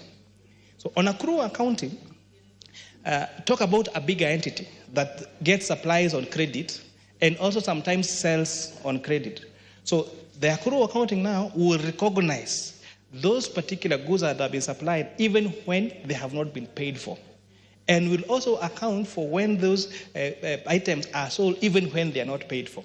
And therefore, if you can see that as bigger business cannot operate under cash accounting, why are we operating as a country on cash accounting?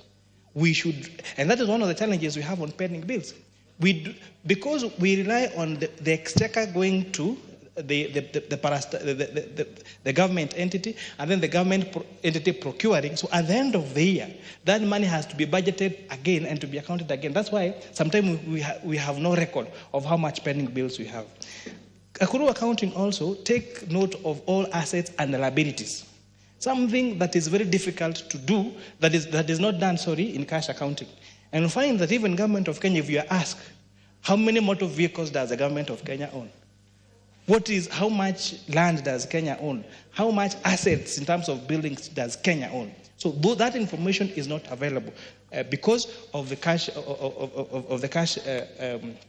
accounting system that we use. So we're hoping that now once we move from this cash accounting to accrual system, to accrual accounting, we are going to see more accountability. We are going to be able to verify more how much our pending bills are, how much we owe, how much we own as a country, how much assets exist, Honorable Speaker.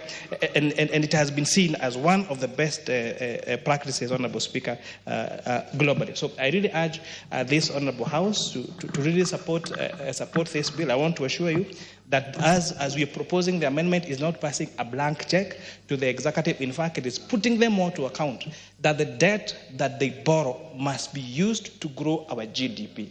And we are clearly providing a timeline in which they should come to this house and report and show proof that they had actually adhered to the 55% of debt as a percentage of GDP in present value terms. The migration from cash to accrual is something that the accounting profession has discussed over the years. You go to some, even public schools, for example, you find one of my public secondary schools had a debt pending bills of 30 million shillings. And we were asking, how does a day secondary school get to 30 million shillings as their outstanding debt?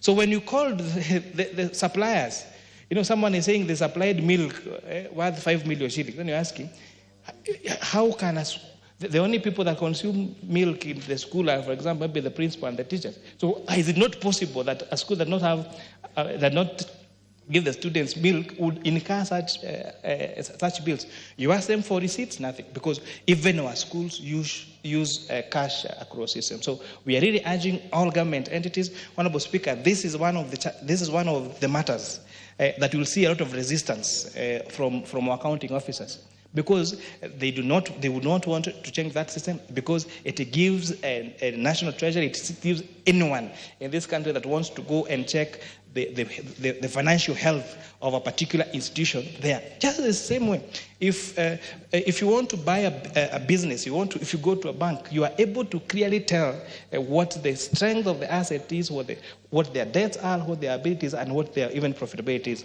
But because there is no profitability in offering public service, Honorable Speaker, but at least we need to have a clear view of what assets and liabilities our government has, and one of those that has been demonstrated globally to work as an accounting tool is a migration from cash to accrual accounting, Honorable Speaker. And with that, I beg to second. Honorable members, I now propose the question that the Public Finance Management Amendment number 4 Bill, National Assembly Bill number 45,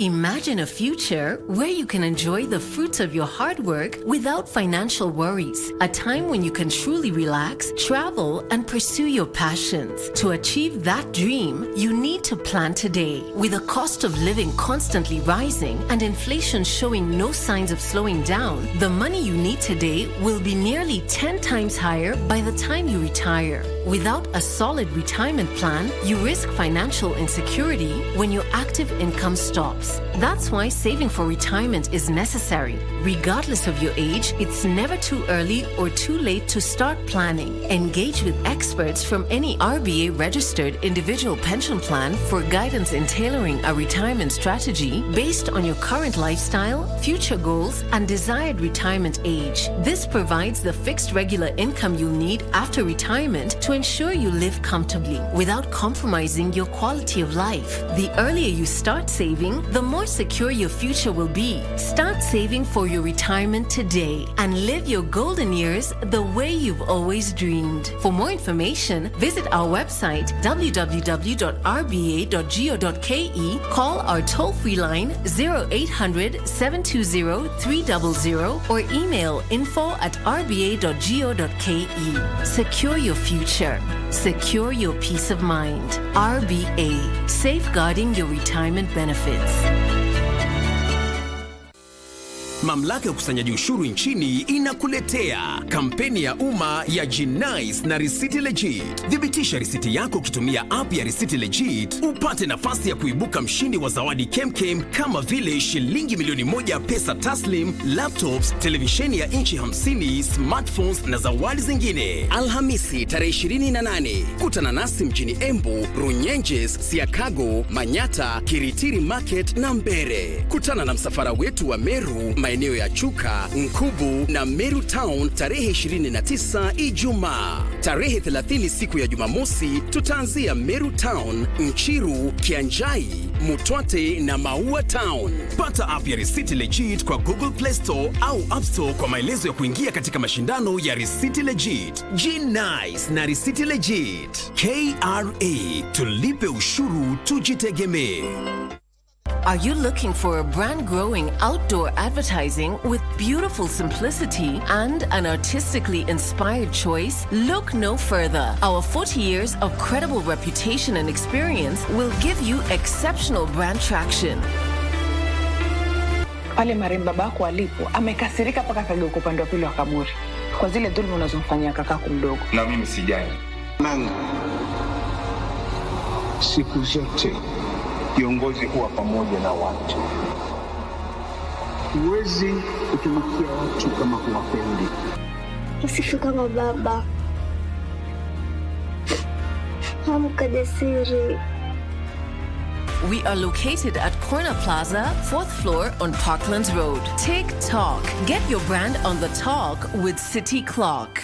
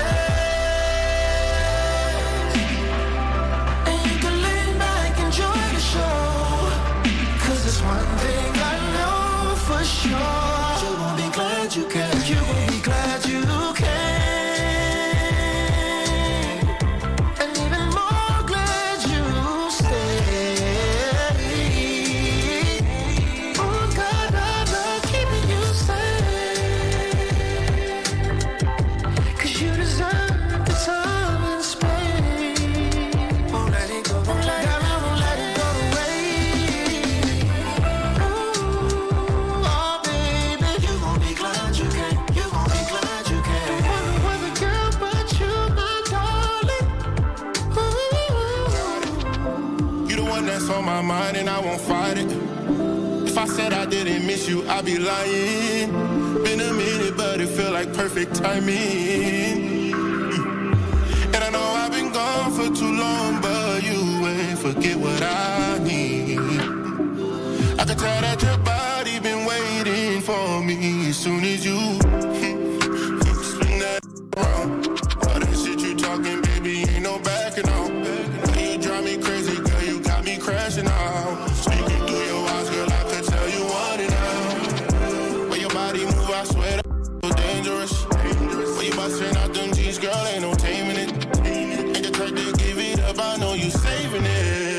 show me that it's mine, put my name on it.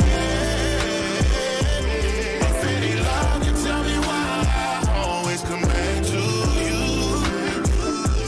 If it ain't real, then tell me why we feel the way that we do. We be outside, but inside deep down we both know the truth. I'm coming back to you. I'm always back to you. I'm coming back to you. Girl, there ain't no other way. Tell me who else gon' make our bodies feel this way. Thinking it's better on the other side when we know it ain't. There's too many games being played. Oh, I'm losing patience. Oh, time is getting wasted. Knowing you need somebody when you make it home. Shawty looking too damn good to be alone. Let me give you something to remember when I'm gone. Oh, baby, you know what type of time I